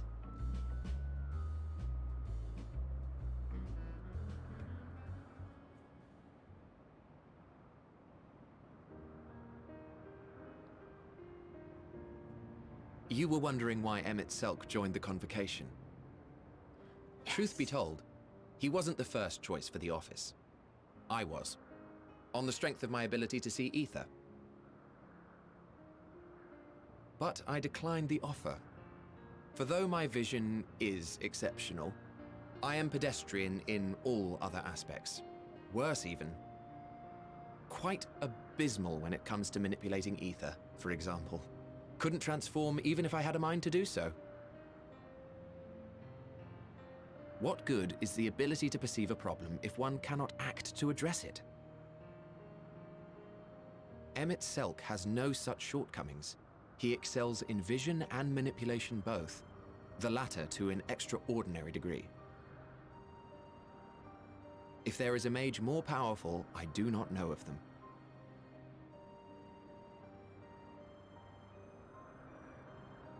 So you recommended them? Thus did I recommend him for the office in my stead. And I wasn't the only one. Far from it. Countless others vouched for his skill and character. People the world over, to whom he had previously lent a helping hand. Oh. Oh, how surprised he was. Claimed he hadn't done anything remarkable for anyone. Modest to a fault. He deserved every bit of acclaim he received. Yet he may well have gone unappreciated were it not for a mutual friend. A singular soul who can't help but involve herself in the business of others. A scene. Where she walks, excitement is certain to follow. Her antics irritate Emmett Selk to no end. But much of his grumbling stems from genuine concern. When our friend calls, he never fails to answer and lend his talents.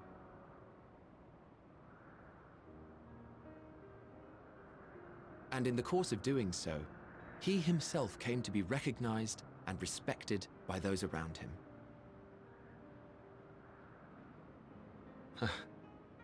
They are truly remarkable individuals, and I'm proud to call them friends. To help them realize their dreams. This will be my greatest contribution to our world. And when they have fulfilled their respective purposes, so too shall I have fulfilled mine, and together we may return to the star. That is so Look at sweet. me, spilling my innermost secrets. I can't seem to help it with you. I can only assume it is due to the color of your soul. I just don't understand how you can be so alike and yet so different. Well done, my pet.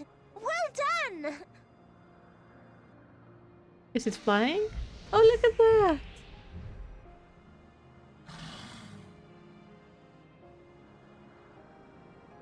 Ah, yes. I dare say the Charybdis will be fine here on. Yeah, considering I think I have one as a mount, or will have Why one don't as you a go mount. and signal to Emmett Selk? Let him know that his arduous task is at an end.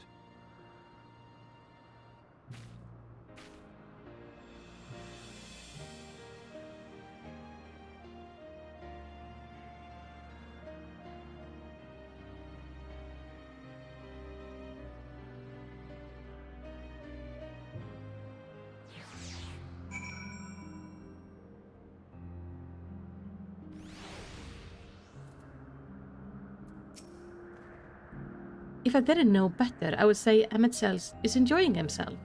Not that he would ever deign to admit it. Doesn't mean that he isn't having some fun with it. Look, my Melicity, look how well the carapace flies. It's flying. It's really flying, as if it was born to do so. Thank goodness.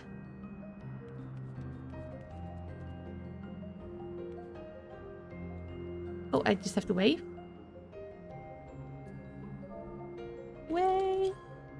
Emmet, you're done. Emerging from his reverie, Emmet notices you and begins the descent with the carapace.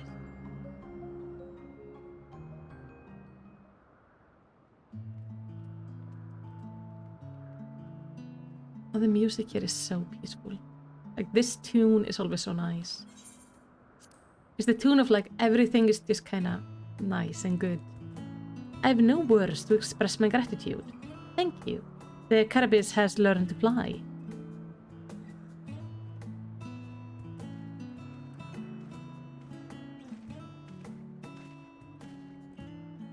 And Melicity and I could relax and have a pleasant chat. You told me all your secrets, Emmet. All of them. I know everything. I'm sure you did. The creature needed some small assistance at first, but soon it was flying more or less on its own. I doubt you will need to repeat the lesson. That was truly impressive.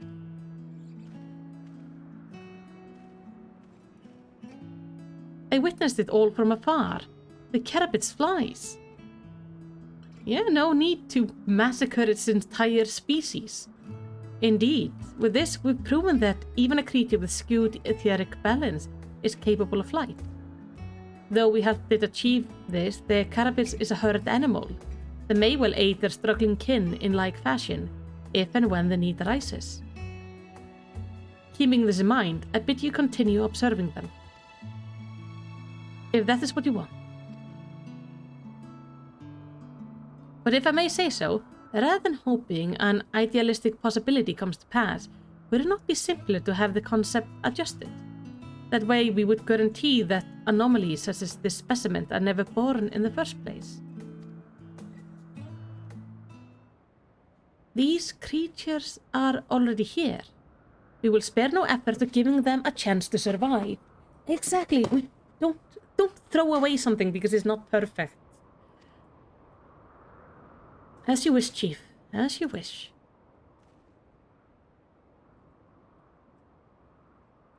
They are alarmingly keen on just killing anything that isn't quite as they want it to be. Hermes?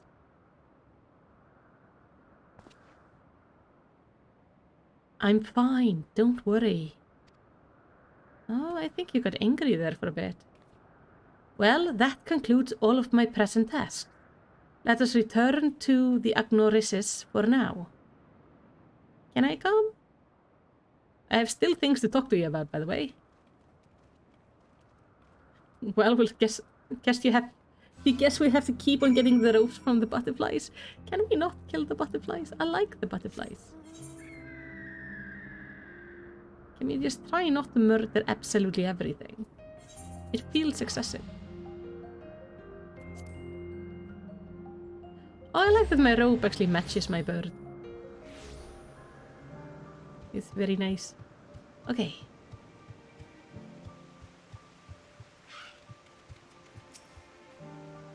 All the creations are happy. That makes me happy too. Now, you've seen what I do. What is everything... Was it everything you were expecting?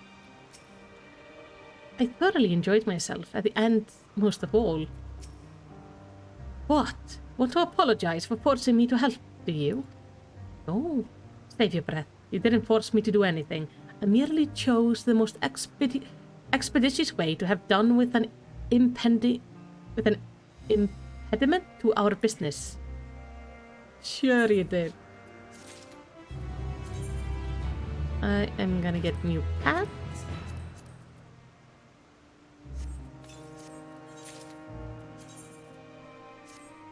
What do these pants look like anyway? Oh, this is actually kind of nice. I can see glamour options with this thing. Something seems to be weighing on Hermes' mind.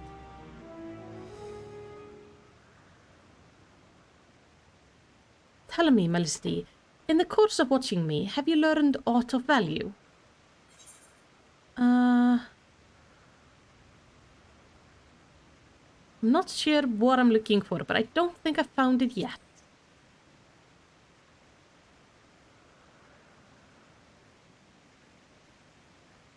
If only my work were more interesting. Nevertheless, I'm still indebted to you for keeping Meteon company. If there is aught I might do, you need but ask. Chief Hermes, what a good fortune to find you here. Is something the matter? The Lycon, I'm afraid, is done it again. No sooner did we release one of the observation than it set upon the nearby Occupy, slaughtering them. Was the creature hungry or somehow provoked? I had just fed them myself, and the Occupies were keeping a wide berth. It is the nature of the Lycon that is to blame. Their innate viciousness. Temperament aside, it's an outstanding creation, perfect in form and function. Though it may not be suitable for release, I've no doubt that the Bureau will accept its concept for preservation. In any case, there's no point in postponing the inevitable. Doros will revert them all once the paperwork is in order. Where is the scene of the incident?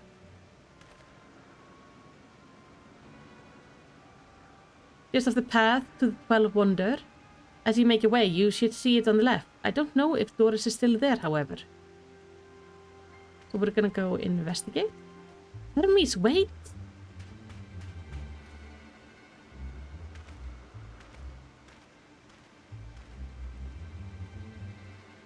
If this is part of his work, then I would observe. We follow. I don't think this is.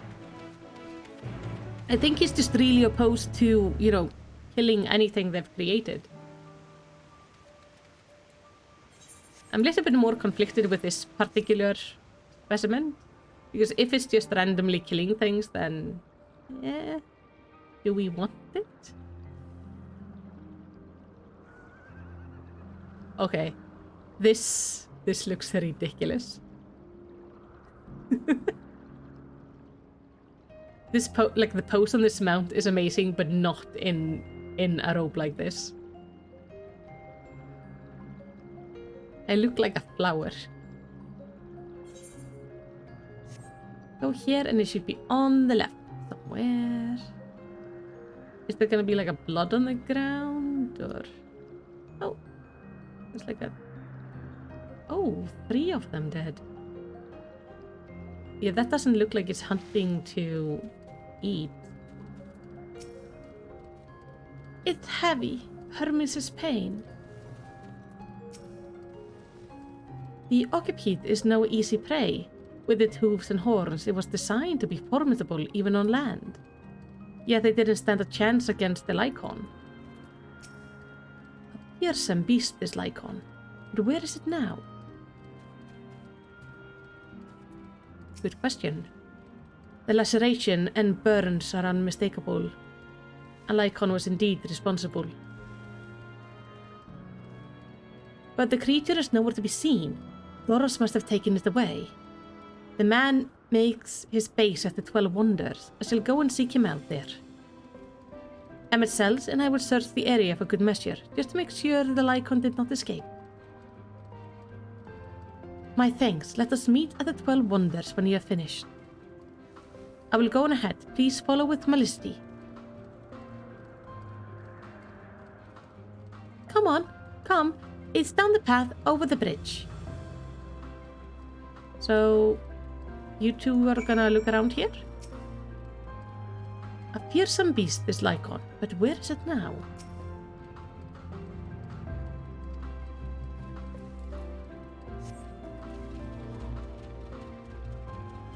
We'll follow.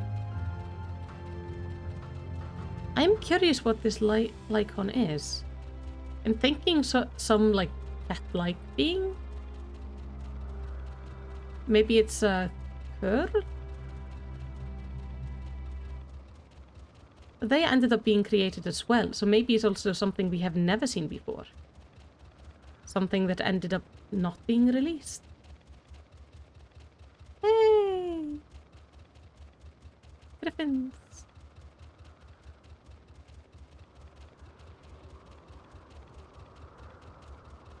They have such pretty aetherytes here. There it is. The 12 Wonders. Hermes is looking for Doros. Let's look for Doros too. He's a man with long blue hair, I think. I'll know him when I see him. Okay, you are accompanying me. Perfect. Let's attune to the aetherite. Ah, Pegasus! Those are so cool. You have a blonde-haired woman. Dark-haired man. It might be the dark-haired man. I'm gonna go with... They're probably... I'm gonna be right on least on either the gender or the hair, so I'm thinking dark-haired man. It's not quite blue hair, but could be confused. Once I get back and record today's result, I should finally be able to put that report to bed. Not Doros. His hair is long, but the color is wrong.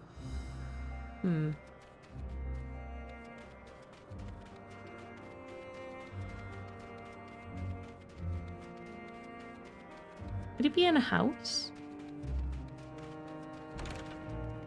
He really could.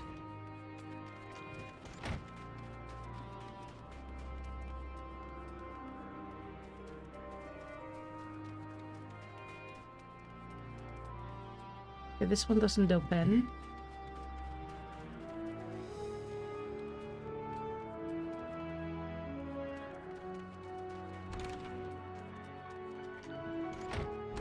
Nope. Wait. Huh. She has magic to make the book float in front of her. That is so handy. That would be so nice. I wish I could do that. Be able to make books just kind of fly in front of you and you don't have to like focus on keeping the damn thing open. That's blonde hair. It would be so nice. Especially when I'm working with some of my teacher books, because I have to have them open while I'm grading tests or something. And then you like try to prop them up and keep them open, but they don't want to stay open, or they don't want to stay open on the page I'm trying to use, and it's so annoying. I would love this.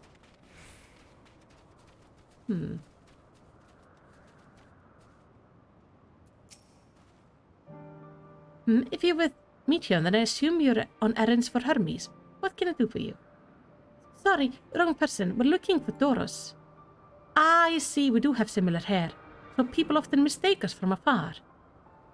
Ah, so it is the blonde-haired man. Wait, did she say he was blonde-haired or blue-haired? Did I just misread it? Then it has to be this one. Doros! Doros! Well, now, if it isn't Meteon, what brings you here? I may have just misread her instructions. Ah, I thought I heard a familiar voice. I didn't realize you two had decided to help me search for Doros. Thank you. You're in charge of the Lycons, I believe. Where are they now? Out in the field in restraints. Frenzied as they were, I couldn't well return them to Kittisis. Once I submit my report, I'll see them reverted without delay. I did just misread, okay. As he says, the beasts are indeed quite ferocious. You're one of the 14. What brings you here? Nothing you need to concern yourself with, as you were. We've heard the news that the Lycon slaughtered Occupites. As the observer in charge, you are of the opinion they are not fit to be released? I am. Their abnormal aggression and exceptional strength makes for a highly problematic combination. It matters not where they are released. Lycons would threaten other species and upset the natural order. Could it be that the specimen observes are an outlier? Highly unlikely. We created a good many of them, all exhibit the same tendencies. Even when we used Kairos to begin with a fresh slate, their behavior was unchanged. Kairos? A memory reconfiguration system. The chief himself created it. It allows us to erase or alter memories that we may observe creation in different environmental conditions without needing to remake them from scratch. Quite impressive and potentially dangerous, depending on the intensity of the etheric emission. Astaroth may wish to have words with you. Oh. Is he just doing like all sorts of things he's not supposed to be doing? Rest assured, I've kept all values within prescribed limits, and to prevent misuse, its application are limited to those authorized by the Chief Overseer. Do not misunderstand. To manipulate a subject's memories is an intrusive act I deeply abhor, but is still preferable to execution. Calm now, Chief. Let's not be so melodramatic. What was born of ether is simply being reduced to its original state. I know the distinction concerns you, but we mustn't lose sight of the bigger picture, making rational choices for the sake of more prosperous star. If creation cannot be properly studied, even with the aid of Kairos, we remake it. If creation is deemed detrimental existence, we unmake it. It's all for the greater good, and none question the necessity of such routine processes. I understand these things, I do. I would never think to unleash a clear and undeniable threat onto the world. Yet, insignificant though their individual lives may be next to all creation, it is all the Lycons have. Before we seal their fates, we owe it to these beings to exhaust all options, to ensure that nothing has been overlooked. If you insist, let me provide you with a full report, and we may take it from there.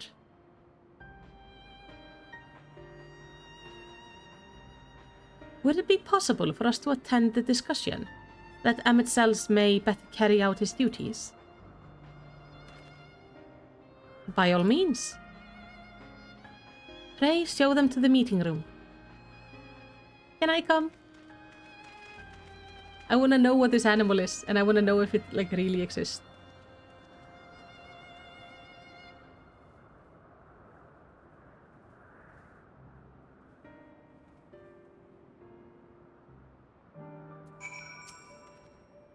We have a duty to the star, this I know, but it doesn't mean we don't also have a responsibility to the lives we bring into existence here. Exactly. You know, let's not tell him about the butterflies. To man, other beings are just things, to be used and controlled, like magic. That's what Hermes told me once. But he doesn't seem to believe that. How do you become the person who's trying to destroy the world? That just breaks my brain. A sentimental gift. You needn't be an intellectual to feel the weight bearing down on Hermes. I fear this discussion may take a while, during which time Mityon, are you feeling unwell? It's not me, Hermes. It's you. I won't go to the meeting. I'll stay with Melicity. Loath of him to impose, may I leave Mityon in your care again? Sure. I'm in your debt. If you'll excuse me.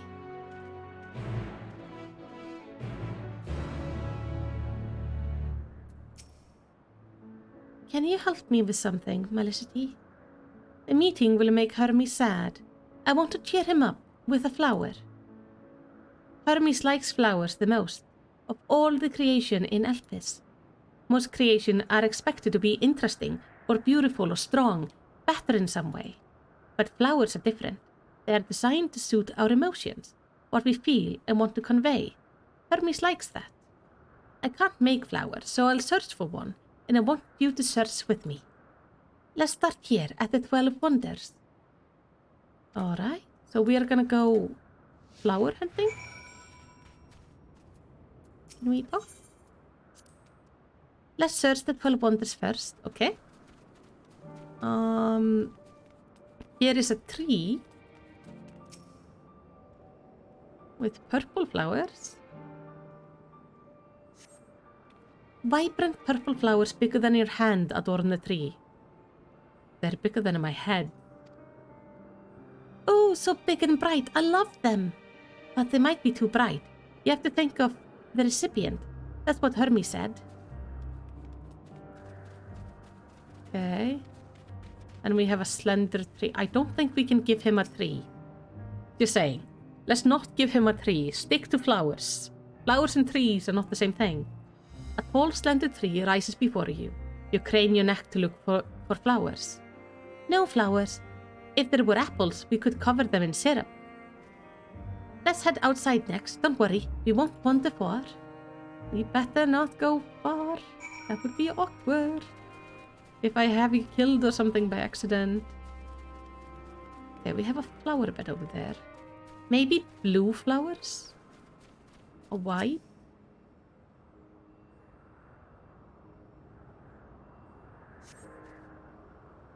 An array of beautiful flowers grow in the bed, their mix of colors forming a pattern. These would be better for Hermes, but they're hedged in. That means we shouldn't touch them. They're either under observation or poisonous.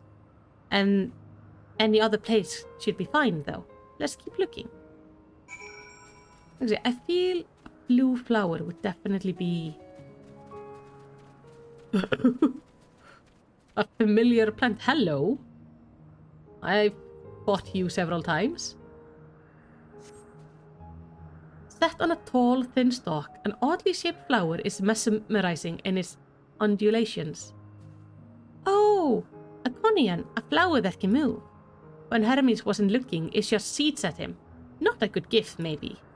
But you're good, Melicity, at spotting flowers. We'll find something soon. I think it's not very hard to spot flowers here, hon.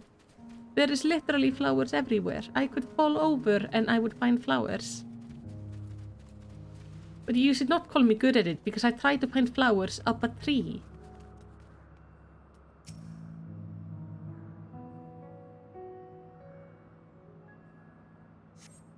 You spy nothing promising nearby, at best common-looking grasses with some few tiny flowers. Nothing around here.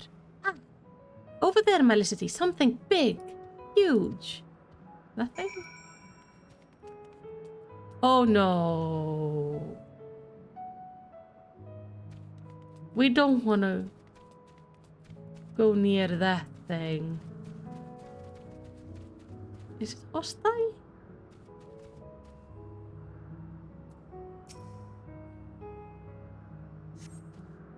A terrible stench reminiscent of sodden old boots prevails the air. Without a doubt, the culprit is the marble-like creature before you.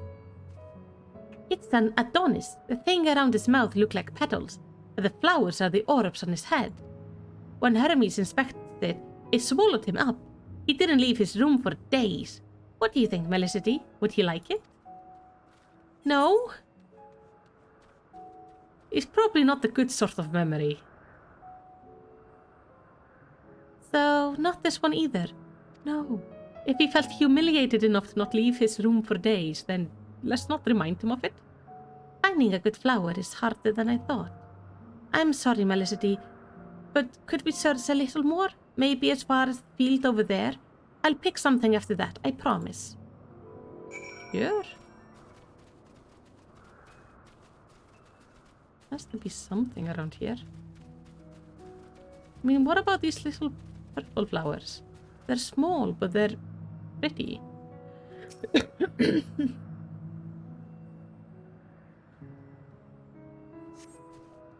Lush green fields stretch out before you, endless ending where the sky begins. Oh, there's nothing. The shiny thing over there. What could it be? Is that the shiny thing this person was fighting?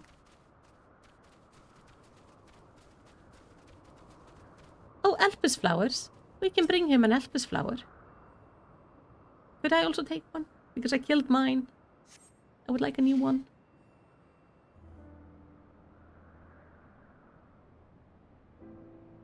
Oh, Elpis flowers. They're here too. Hermes likes and dislikes them at the same time.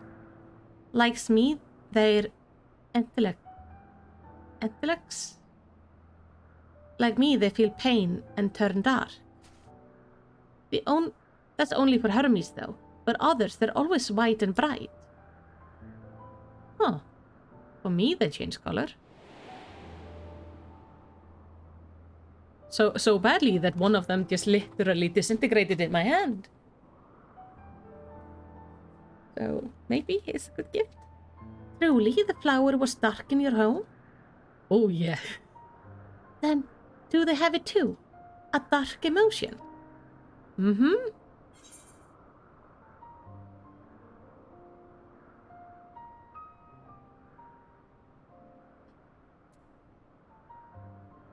Let's say I have a few. I think I have all of these. There's none I can pick. Just... It's a lot of bad. You don't have to say it. I can feel it. Something you want to hide. But won't you lend it to me? The darkness inside of you. I want you to make the flower dark in front of Hermes. He has been in a dark place.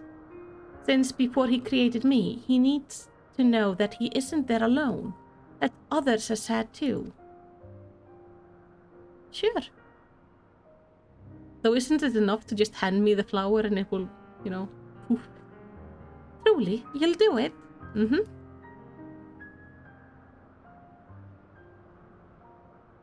Thank you, Melicity, thank you. It means more to me than I can say. I can't wait to see how Hermes reacts. Let's go back and fetch him. I have a feeling this could end terribly, though. You know, just saying, if we... Like, could we harm Meteon somehow? I hope these flowers are not toxic. Oh, there's a blue quest here.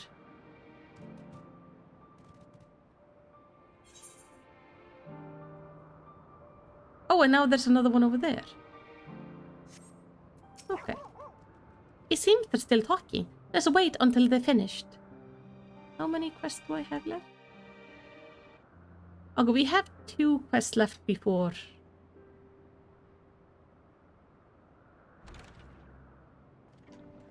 The final one.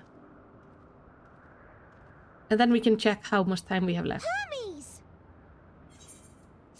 We're gonna make a flower blue for you.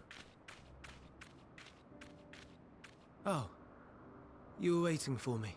Mm-hmm. You've finished talking? Yes, we've come to a decision. My thanks for keeping Meteon company. What's gonna happen to Emmett Meteon? Selk and Hythlodaeus have already retired to their rooms. There is room for you too, if you would follow me. Wait! I want to show you something first.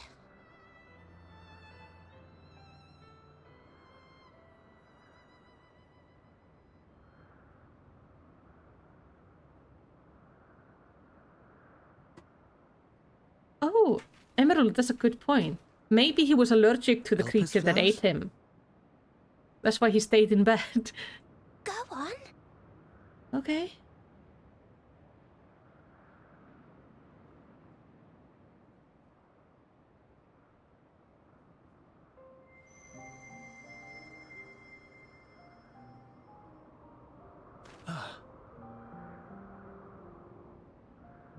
You're not the only one, Hermes.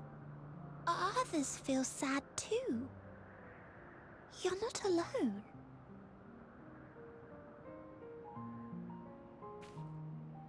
I see Meteion has shared much with you. Yeah, don't trust her to keep secrets.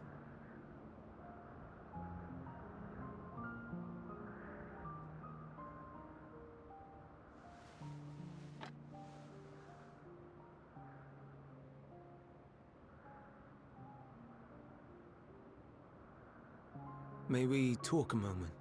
Mm-hmm.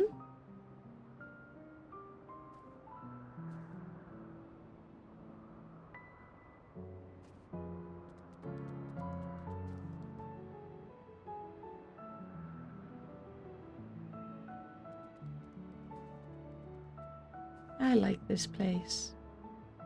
I do not think it wrong that we live for the star, that we strive to make it a better place.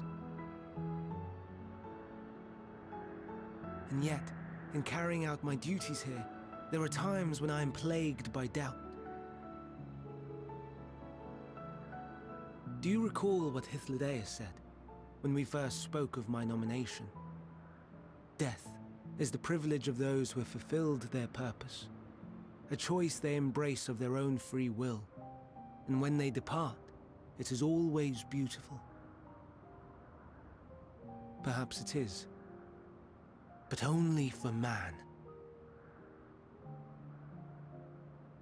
Creations that he deems useless are discarded with nary a second thought. Some scarcely born into the world, afforded a handful of breaths before life and potential are abruptly extinguished. We make an effort to spare them the pain, but they sense what awaits. Rage and anguish and cower and fear, and it is not beautiful. Yet no one cares. No one. So fixated are we upon the duty that we do not pause to question the method. Pain and suffering, confusion and despair, writ plain in the eyes of those poor creatures. Yet no one sees. We turn a blind eye and carry on in blissful ignorance. Not amiss. And always, always the blossoms shine pure and white.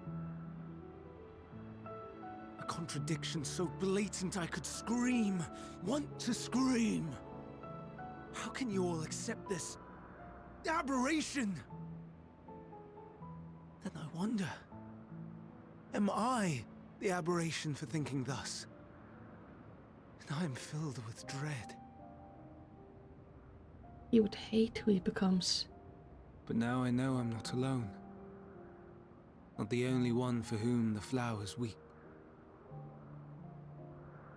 Owen asked what you thought as you kneeled beside the Alpes. Or if you only did it at Meteion's insistence. Nevertheless, I thank you. To know that you too have experienced suffering is a comfort.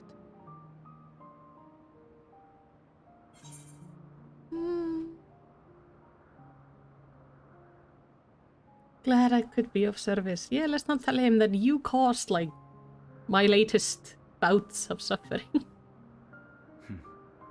To so willingly lend an ear to ease my burden. You are a strange one.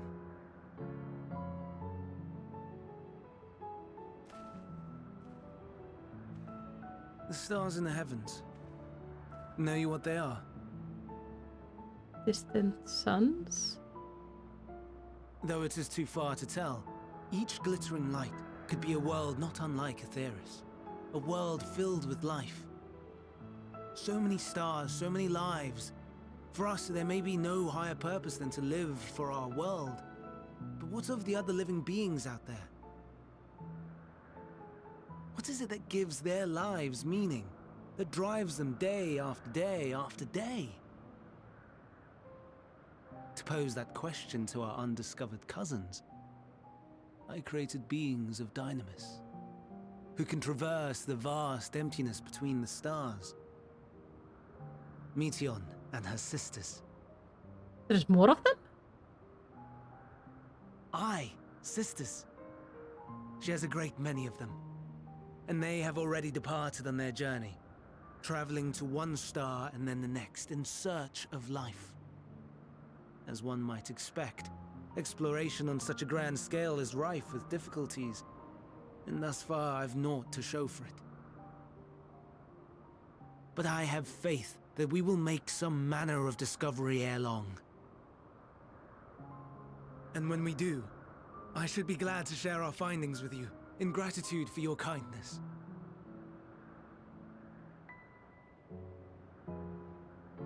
It's getting rather late. We had best find our beds. It would not do for both of us to be sleep-deprived on the morrow. Come, Mityon. Let us head back. All right!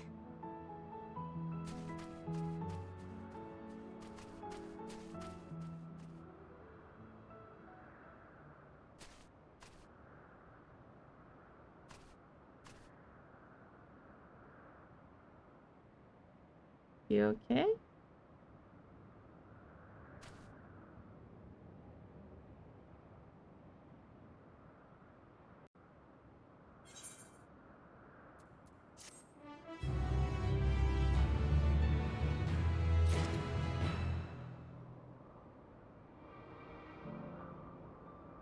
That was kind of sweet and sad. I'm gonna take a 2-minute break. I will be right back. You guys talk among yourself about what's happening and so on.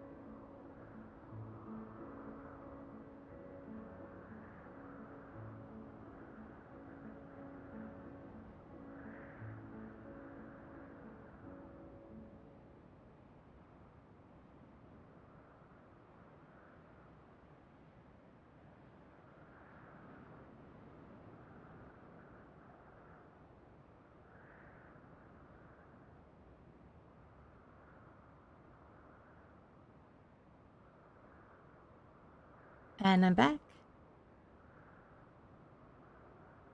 Oh. I'm glad you guys like having the cat cam. It's nice when I have to go away. Eat a bit of pet. Oh, and a big yawn. Very big yawn.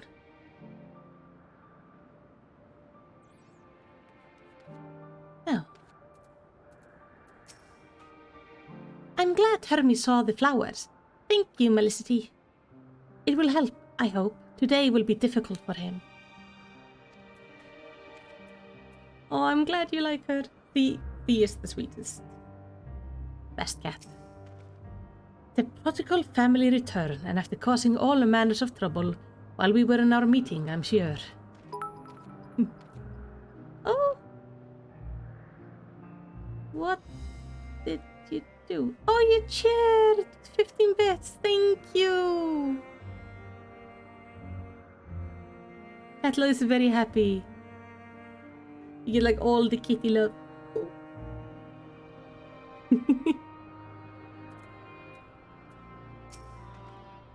Were you able to get some rest? Please do not hesitate to let us know if you're feeling tired. I worry we might exhaust your scarce reserve of ether. If you do, can you carry me?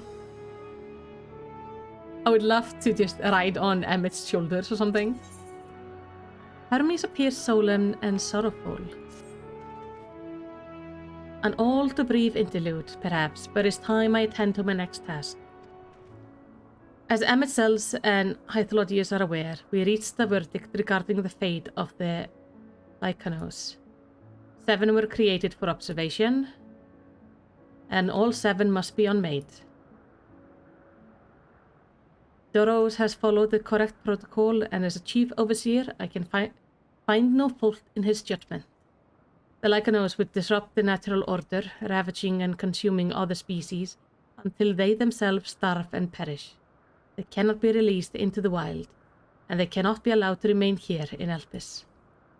I intend to petition the Bureau of Architect to have the concept preserved as a restricted purpose hazardous life form. Hythlodius has pledged to support me in this endeavor. Yet whatever the Bureau decides, the existing Lycanos have served their purpose.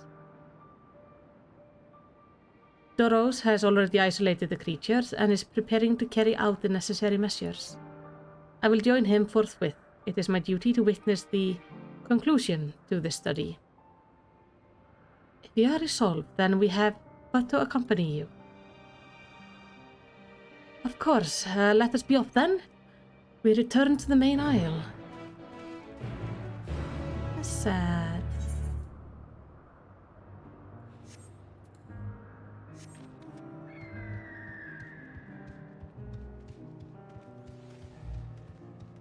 That is really sad.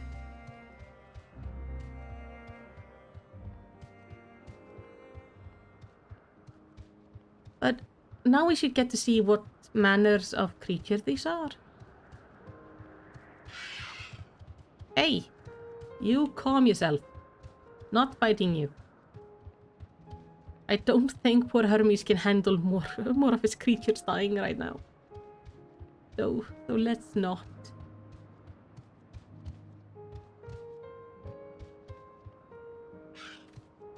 Oh, it's these creatures.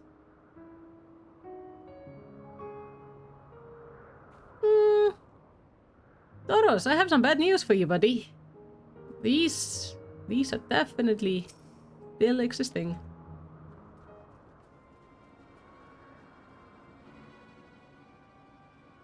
Doros, are you hurt? What happened here? They caught me off guard. I had them bound with an etheric shackle, but they became frenzied, even more so than usually, and broke free. Are they dead? I think 4 of them are dead. That makes 3 left. I was able to stop 4. The other 3 escaped.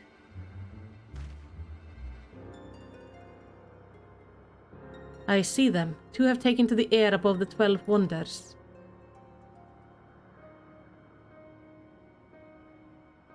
The last is up ahead, lurking in the fields. You and Melicity handle the one. The pair in the sky you can leave to me. Alright.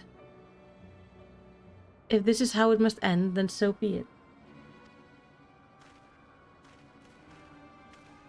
I think Katla found like minuscule amounts of catnip on her tower. I will render assistance to Emmett Sells, unneeded though it is.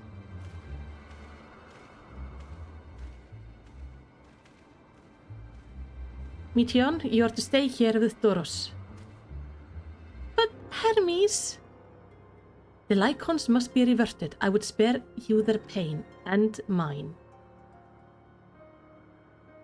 This is my burden, not yours. But if you are intent on helping, then please follow my lead. Sure, can you, help Doros? Because he looks injured. Never mind my wounds, they're easily healed. It's the Lycanos which concern me. Stay with Hermes, Melicity. He will need some when the time comes. Oh, and now we've switched to the tense music. I think though, just don't I have these things somewhere as a mount? Don't have that many mounts.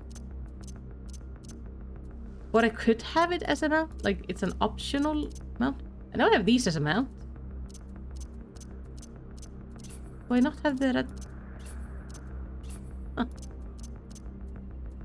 Do not have the red ugly ones?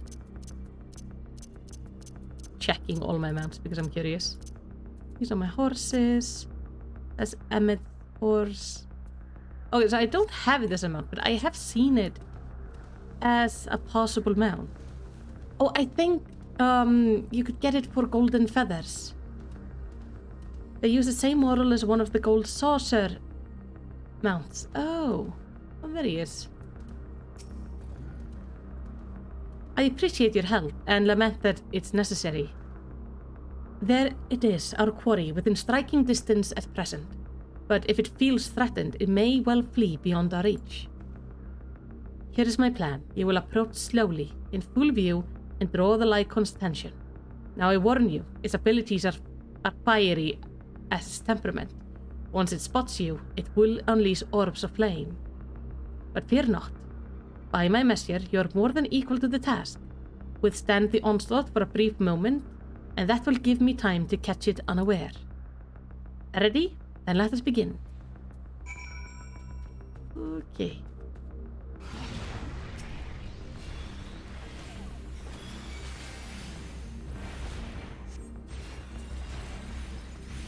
It's actually stronger than I expected. Or maybe my ether is just weaker than expected. Oh, let's move out of that. Also, I don't have Katla with me. Katla, help me.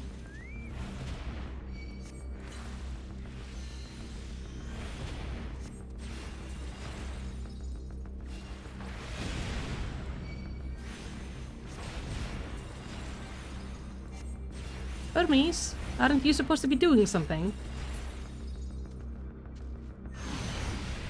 Oh yeah, you made more.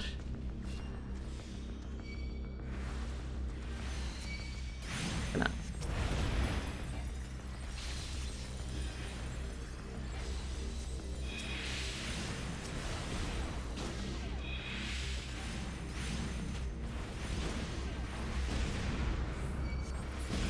I'm gonna be quicker if I individually kill them.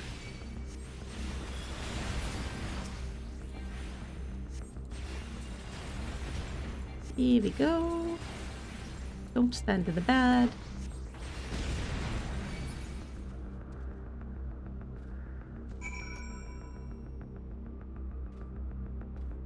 Okay. Oh, destination. I was wondering, like, what now? I am standing in front of the Lycon. Hello, big Lycon. Please don't kill me. Now.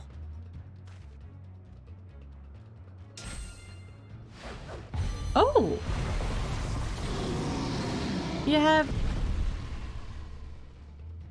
You have Hermes' staff. Or, like, an approximation of it, at least.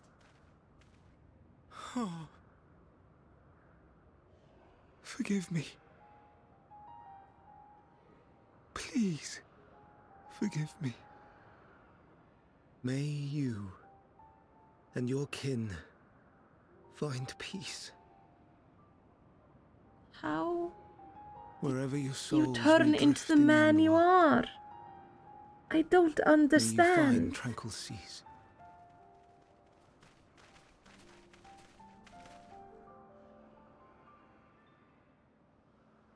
Be not forgotten.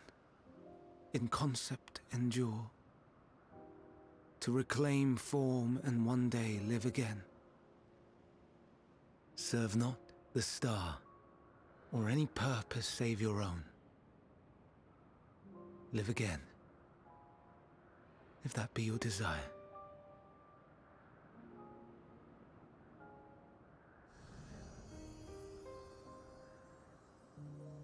Hate, if that be your want.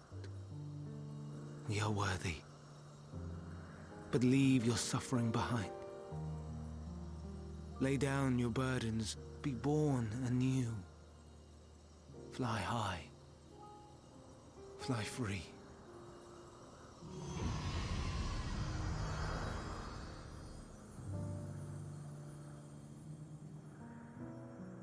Oh.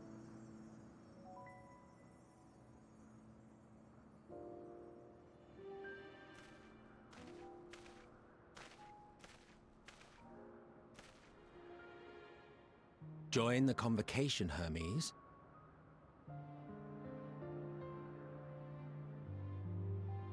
You do not belong here. No, he does not. He's not really fit Leave for to this job. replace another. To be replaced. It changes nothing. Tell me, do you think it right that we sacrifice all these lives for the sake of the star? And when the star has reached perfection, what then? If all who are satisfied choose to die, shall we all die in satisfaction?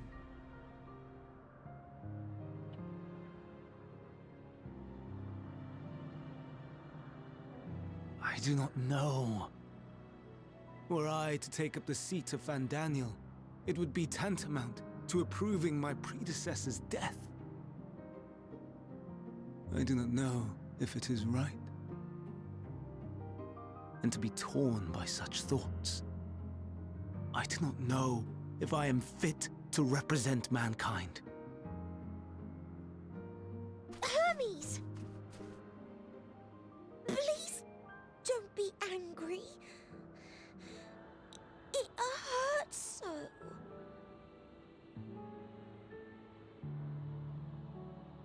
Forgive me. If you would still consider me in spite of everything, I beg some time to gather my thoughts. Meanwhile, Hythlodaeus, I fear I must trouble you to attend to the others. 'Tis no trouble at all. Take as long as you require.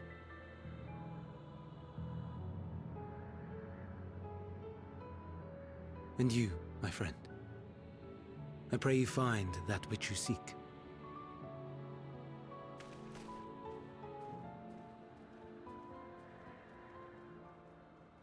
I expect we have some few matters to discuss. Shall we return to the 12 Wonders for a time? Aye. Sounds like a plan.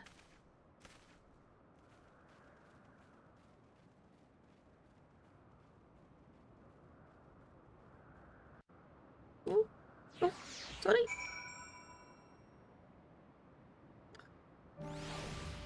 I'm being a cuddly bug right now.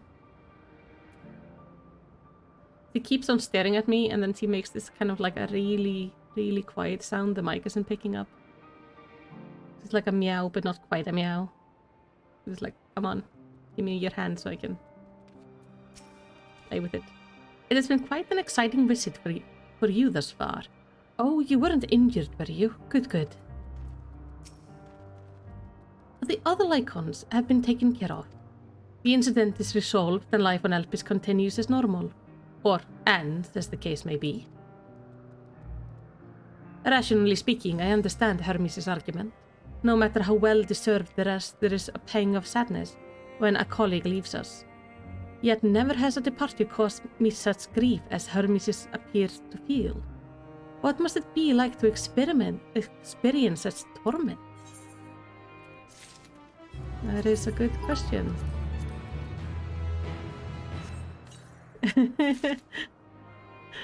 Oh, thank you for the bits. And yes, she is very much giving me attention right now. She owns everything. She rules my life. Hey, cutie. You have to stop washing my hand though. It's like, it makes it really wet and it's icky. This is what she does most of the day. She's awake and, well, she sleeps. And when she wakes up, she demands just unending attention from me. And I usually give it to her. Because she is the best. I don't know what answers he's searching for, or if it's within our power to give it. But I believe he would make a fine Fandaniel, and that if he rejects us out of hand, we will all be lesser for it.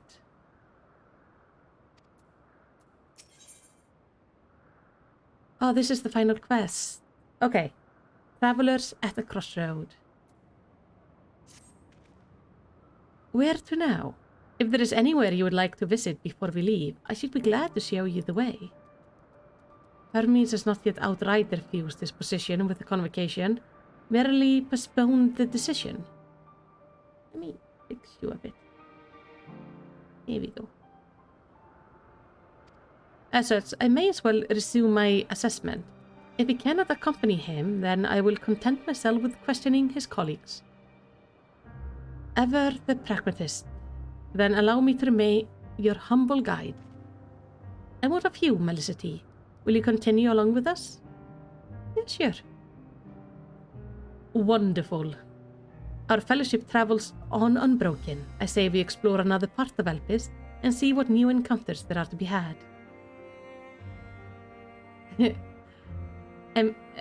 Emerald says, she's pretty polite though. My cat cries really loudly for attention. And she also turns off my PC sometimes. Ooh. Katla doesn't cry loudly for attention when she's in the bed. But if I get up and walk around the apartment, she will scream at me. So she's pretty content if I'm here, because she gets to be close to me. She's also relatively quiet if I'm in bed, and she can cuddle up to me. But if I'm on the move or doing something, she will meow really loud. And she meows really loud when I get home from work. She does not like me leaving. If you would follow me, we will first head back toward Anagnorisis. Hey, the names in this place. Ooh, umbral wind is the weather right now. I don't think I'm gonna do the blue quests today. I'm gonna actually use the chance of this being a slightly shorter stream to just relax a bit because, well, past few weeks have been pretty hectic and the streams have been pretty long. So it's nice to have one shorter one. Let's grab this ether current though.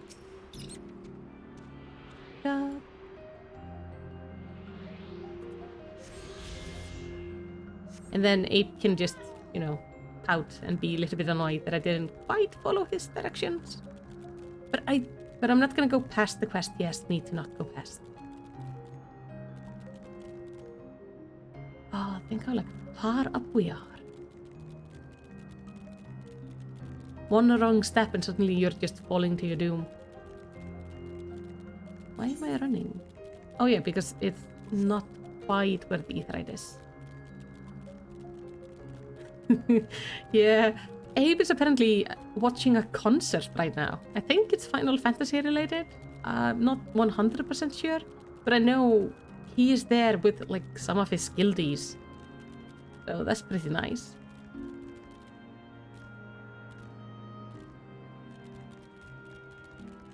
And he's gonna be here on Friday and next Sunday. And that's gonna be lovely. I think he's probably also making sure I don't get to anywhere too exciting while he's not around. Didn't we part ways with Hermes not far from here? Given the size of Elpis, I expect our paths will cross again before long. From here, we follow the path northward to Notonius. There we will find one of the Nias which facilitate travel between the islands of Elpis.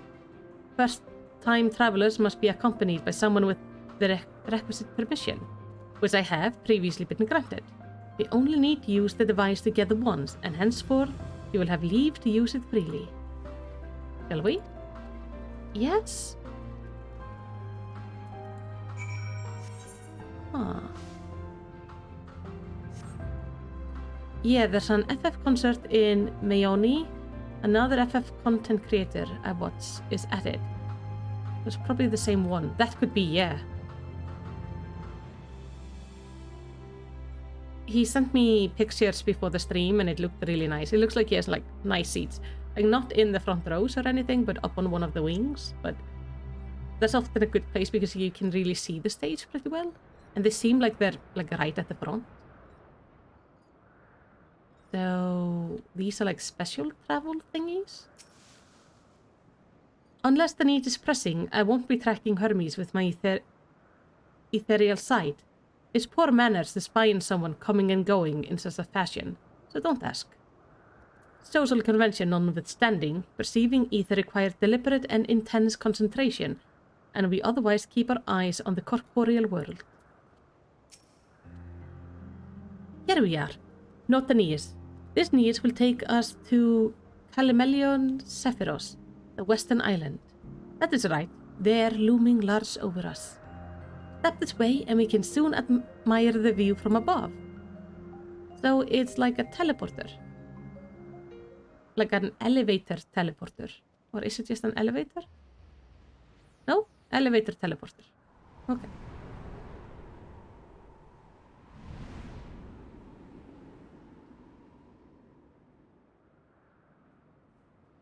Pretty neat. Any ether sickness? I present to you Calimelios Zephyros. Here you will find a number of testing facilities, as well as the observation hub of Poiton Oikos. Right then. Let's begin by...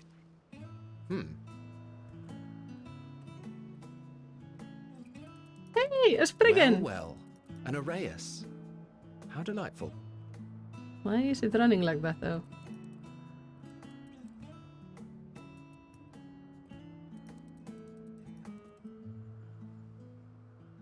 And what, pray tell, is that? That is big. Ah, that's a new species of shark. We approved the concept but a few days ago. Why does it have Sharks feet? are among the most popular sea creatures. Rare is the day when someone does not submit a new concept. At first, they were largely orthodox, consideration given to such things as size and environmental impact, and then a whimsical someone thought to bestow it with flight, another superior intelligence. And then the floodgates burst, concepts with multiple heads, or arms and legs, and so on and so forth. It was getting absurd. A part of me wanted to tell them to go away and find something else to create, but in the end, I couldn't deny their passion. And here we are.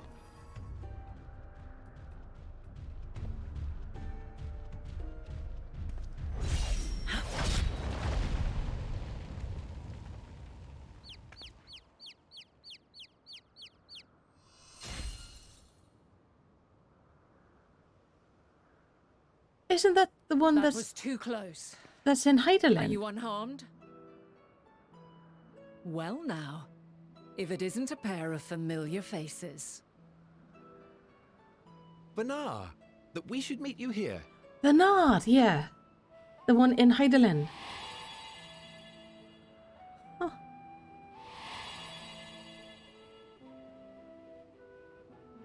As I mentioned earlier, the better part of the convocation holds that when we retire is when we return to the star. Well, she is not among said majority.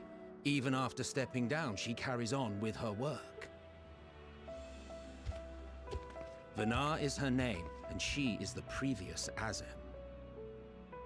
Oh. It has been a while, Hythlodaeus. You look well. Less so, Emmet Selk. I dare say the lines upon your brow have both deepened and doubled in number. Oh, he's just as sassy as he is. A shame for one so young. You must make an effort to frown less often.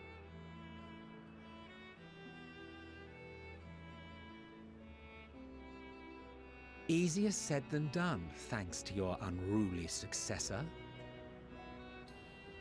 How is she, if I may ask? Incorrigible as ever. Rushed headlong into a volcano on the brink of eruption just the other day. I should be glad to share the tale in its entirety later, if you're so inclined. He's got his tail stuck on the cat cam. You know I am. Go here, love. Now then, you are?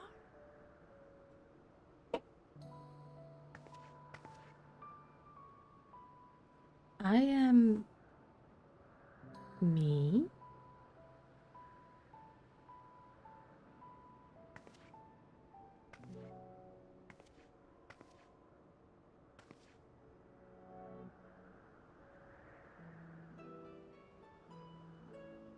I say, have you perchance come from the future? Well, see, just knows. do not believe we have ever met, yet I sense my magic upon you. Yeah. Therefore, if I wove the enchantment, I could only have done so at a later point in time. Okay, we're just in a hugging mode right now. What manner of magic is this, if I may ask? A traveler's ward, of course. It prevents the corruption of one's ether.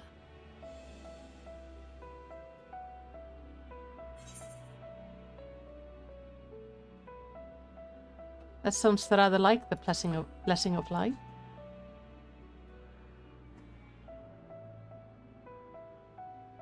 I see you are not ignorant to its presence. And while there are many protective spells, the one you bear is unmistakably mine. Indeed. So you won't Hold be on. you when it happens. From the future? That's absurd.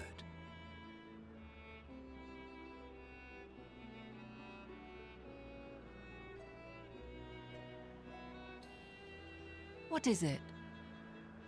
Are you unable to speak of the matter? Mm-hmm. This was definitely on the no talk about this list. The reality to which you must return exists as a result of the final days. Look. Hey, Mr. Crow. You cannot reshape the past to undo the tragedies of the present. Ugh.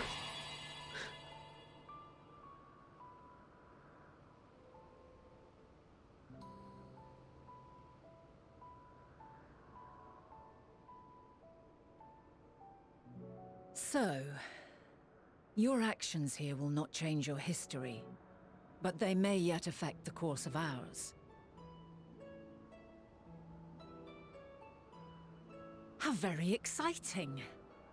I'm quite fond of delving into the unknown, and there's naught more unknown than the future. Until a moment finally arrives, we cannot know for certain what will come to pass, regardless of our supposed foreknowledge, so you needn't worry for us. More importantly, that you should go to such great lengths as to travel unto the past bespeaks the gravity of your quest.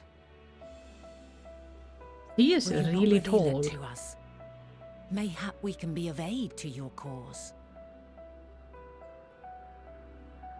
How am I supposed to explain? Well, Fandaniel goes kind of batshit crazy. You end up summoning a primal. Things just become really bad.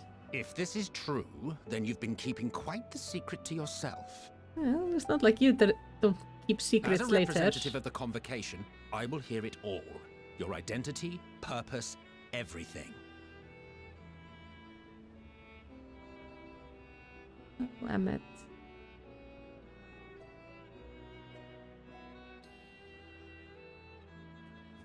Why don't we move to a place more conducive to calm conversation? I feel like at this point my character should just well up in I've been tears and go working hug here for him. some Go like, days I'm now so at an old sorry I friend's killed behest. you.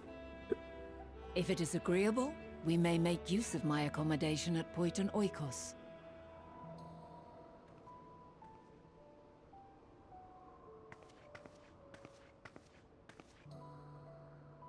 We were meant to meet.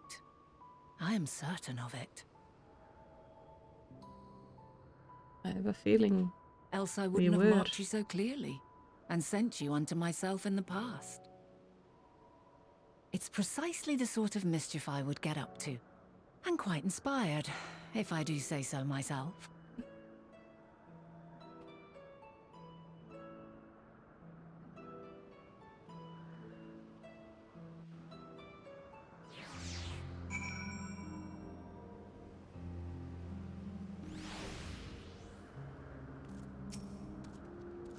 And there I thought you were a harmless stray familiar.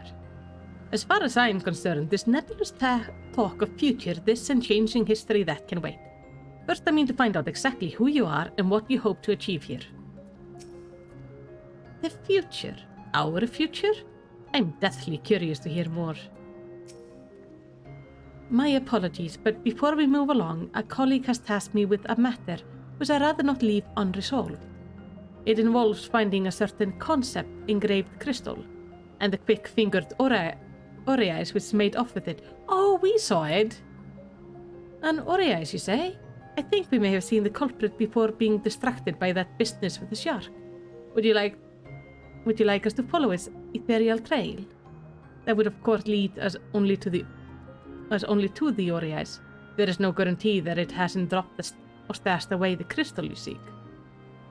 Please, even that much would be enormous help. While you're hunting down the thief, I can follow behind and scour the forest floor just in case.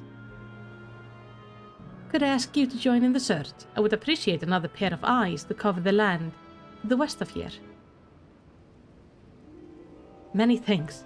There's a small bridge leading into Oyeten Oikos. Let us meet up there once we exhaust all our efforts.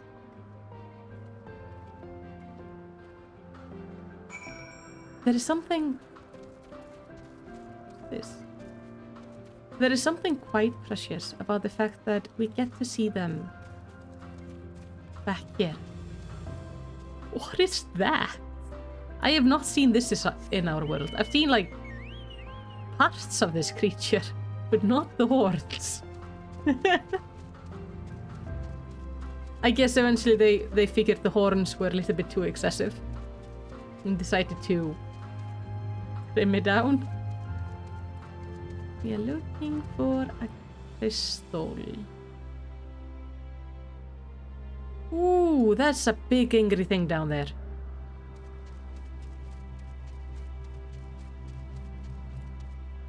Oh, there. Concept crystal. Gimme, gimme, gimme.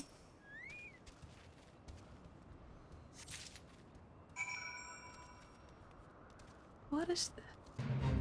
Primordial Eclops. I can help with this. That's actually the boss of a special rare fate. Oh.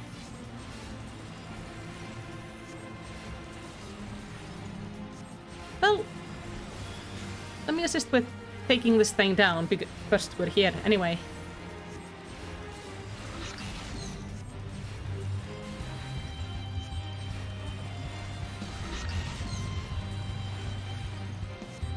So does it have just one eye? It does. It always confuses me the way they spell things, like it's Cyclops is how they write it, but I know it's a Cyclops. I wonder why they do that. Like what made them decide on this particular... Ah, no. Don't kill me.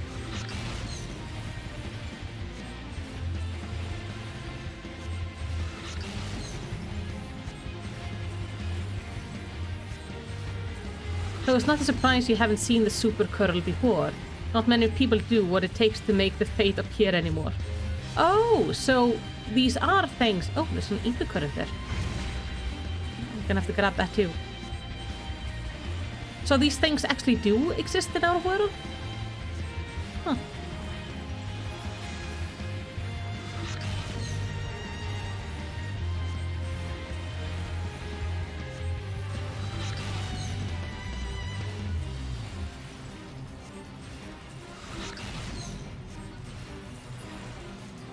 There we go.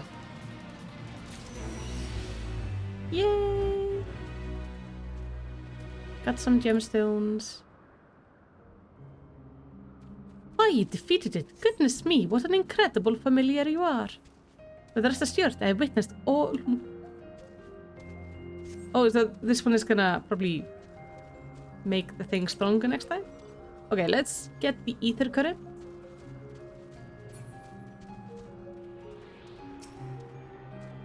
Okay, there's a tree over there on the island that is just exceptionally pink. I quite like it. It looks like candy. Another one bites the dust, yeah. I'm very proficient at murdering things. That is my talent. Even when I'm trying to heal them, sometimes I still murder them. And this is not the only game where I do that. I actually had, I was playing Pathfinder with friends. It's a bit like Dungeons and Dragons. It's exactly like Dungeons and Dragons. It's just a slightly different rule set, but it's very similar. I was the healer in the group, the cleric, and I actually healed somebody when they were basically unconscious and not a threat. I healed them so they woke up and they lost an arm because of it. It was not good. I just have this talent with making things worse when I try to fix them. The problem you present is vexing enough without adding the old Asim into the equation. And she wonders why these lines upon my brow grow deeper, when she herself wields the hammer and chisel. The Asims, both mentor and student, are forced to be reckoned with. I find them a delight, personally, but they have a habit of making Emmet cells look as if he had downed a sour grape. But yeah, so this is why I'm not surprised with the whole I go and I kill the big bad and I doom the universe. that's just what I do. I try to fix things and they just become worse. Our last searcher returned. I'm afraid the Aureas no longer had the crystal, nor was I able to find it as I followed it in his wake. Accurate. I don't suppose you fared any better? Yeah, I did. I got a crystal. Now you can be all happy and proud of me. The crystal, well done. Wonderful. Now I can focus on your tale without the missing concept nagging at my mind. Have you always had a knack for finding things? Traveling and searching go hand in hand. Not that I'm not constantly lost. You travel often then? It seems we have something in common. Long ago, when I held the seat of Asim, I was forever trekking back and forth across the star in search for answers to people's problem. Naturally, the need for such journeys has lessened considerably since I entrusted the position to my whimsical successor. Yet, I'm still eager to come running, should an old acquaintance or new interest require more personal attention. Considering she does not mention me looking... She did not like Asim. I guess I don't look that much like what I did back then. That is what brings me to Elpis, in fact. Many times has my presence been requested, my opinion sought concerning the habitat of this or that creation. Agreeing to help locate the missing crystal was a minor distraction, which now promises to become a major revelation. How strange and wonderful it is, the way one thing leads to another. Wouldn't you agree? Yeah. Oh! I'm level 90. Well. Next is a past not yet come to pass. But I can't do that quest because Ape said not to. He said that is next 3 material. Shame. But we can chat for a bit. I got my big flower spell. Wait. Liturgy of Bells. Place a healing blossom at the designated location and grant 5 stacks of Liturgy of Bells to self. Taking damage will extend 1 stack to heal self and all party members within radius. The effect of this action can only be triggered once per second. No, I was working on getting there. Any remaining stacks of Liturgy of Bells will trigger an additional healing effect when time expires, or upon executing this action a second time. Ooh, where do I put this? G? G? Okay, let's go with G.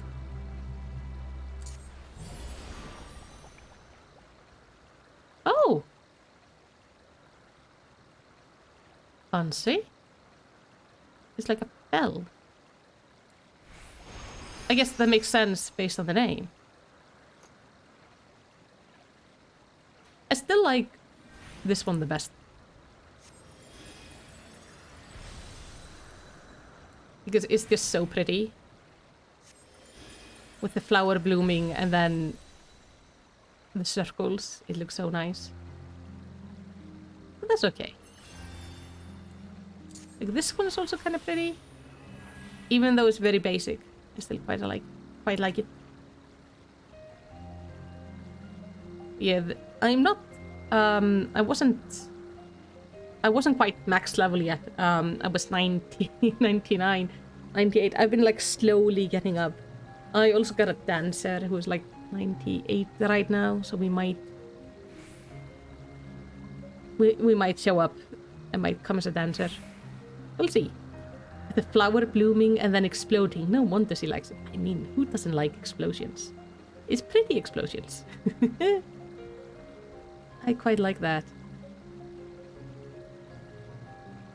Is my YouTube thing still showing? Oh, that's so weird. Anyway, I think that's quite nice. It was fun. I didn't expect to meet Venat right now. So now we have 3 different people from the past. 4 different people from the past, because we now have Daniel, we have Emmett, we have Hyde, whatever his name. What was it? Hythlotius? It's a hard name. Hythlotius. And now we have Venat as well. That's kind of interesting. I'm curious where this is gonna take us next. Because we've had so many things happen. And then we came here not quite sure what we should be meeting. I did not expect us to meet Venat. I quite like it. This stream was actually really nice. Like this, all my streams this weekend have been really nice. Like on Friday, we were playing Kenna Bridge of Spirits, which was just cute and relaxing, which was absolutely lovely. And then we have, yeah, they have really intricate names. And then we have this stream now, which is also kind of cute and relaxing. It's just lovely. You love how she just says, "Oh, you're from the future out of nowhere?" Yeah. I love that she's just like, yeah, this is just how things are. She just accepts it right away. I can see how we are her successor in a way. Just like we face so many things, and every time we just have to go like, yeah, this is just how things are. This is my life and existence. And she's just the same. She just looks and go like, yeah, thing from the future to see me. Fascinating. Or Emmett. You think he struggled with her, with Venat, and that made him age unnecessarily.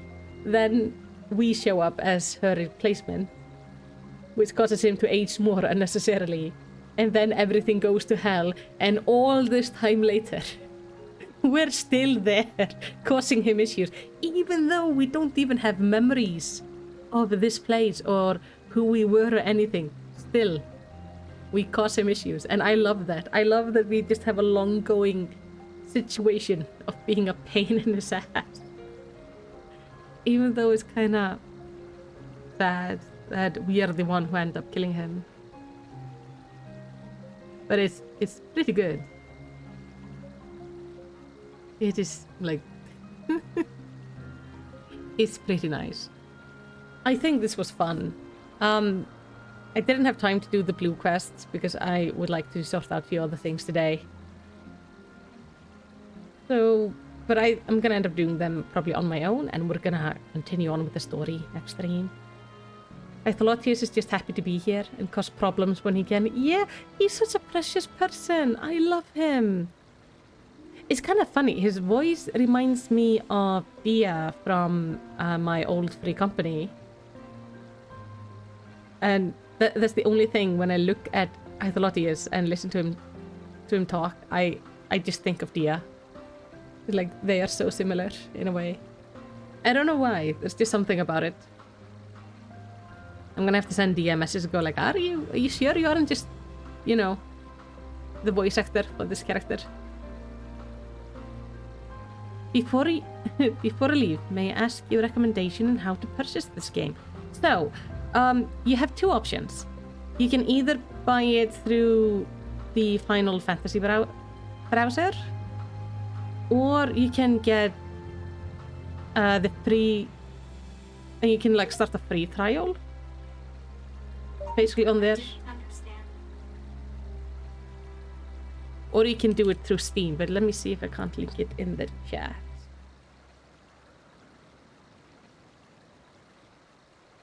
Oh, you always see me playing, but you're confused on how to start?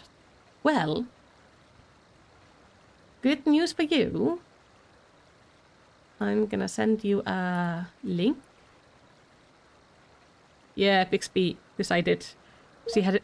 Oh, oh, she's starting again. Didn't understand. This is to open up the free trial, but so you have to decide. Do you want to buy the game from Square Enix directly, or do you want to buy it through Steam? I personally buy it through Steam because that's just more comfy for me. But basically, you get a free trial through the end of Heavensward. But there are limitations, like I think you can't join a free company and stuff. If you do end up joining the game, are you playing on, like, are you in Europe or Americas or in the East, like Oceanic area?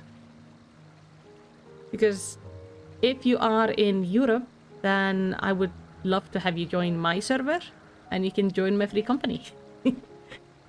And then we can help you if you ever need any help and join events and stuff. I made the free company specifically for if viewers want to join, that they can join. I also have just some really nice people there who aren't viewers, but still nice people. So if you can, if in Europe, join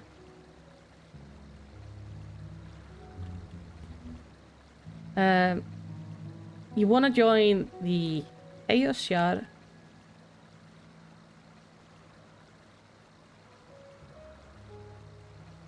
You're from Latin America, so literally anywhere works for you. You're probably gonna then be on the American servers, because that would be way better for you for ping and stuff.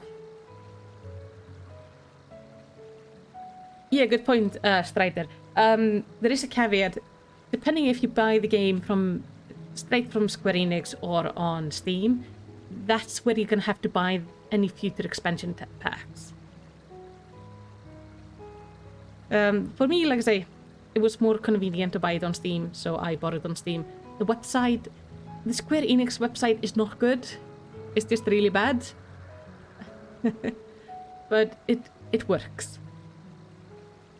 So yeah, you're probably gonna play in the North American servers then, because otherwise your ping is gonna be ridiculous.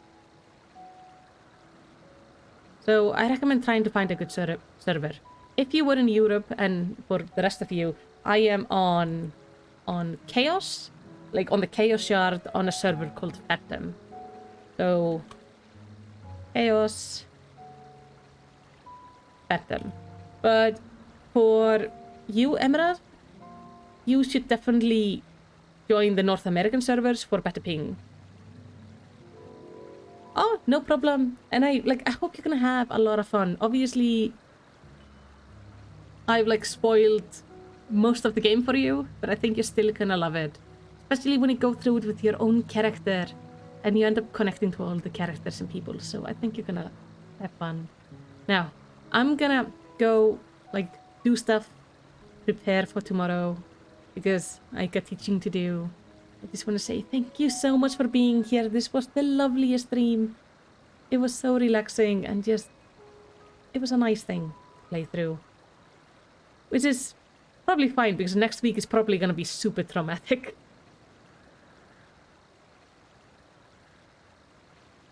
But I hope you have fun time. Definitely go check out which servers would work for you. All of them are good, though. The community is very good and welcoming. So just make sure to tell people you're new. And you're going to get a little sprout next to your name that says you're new. Just don't be shy. And it's going to be so much fun. But for now, thank you so much for being here. I hope you have a lovely week. And I will see you next time. Bye bye.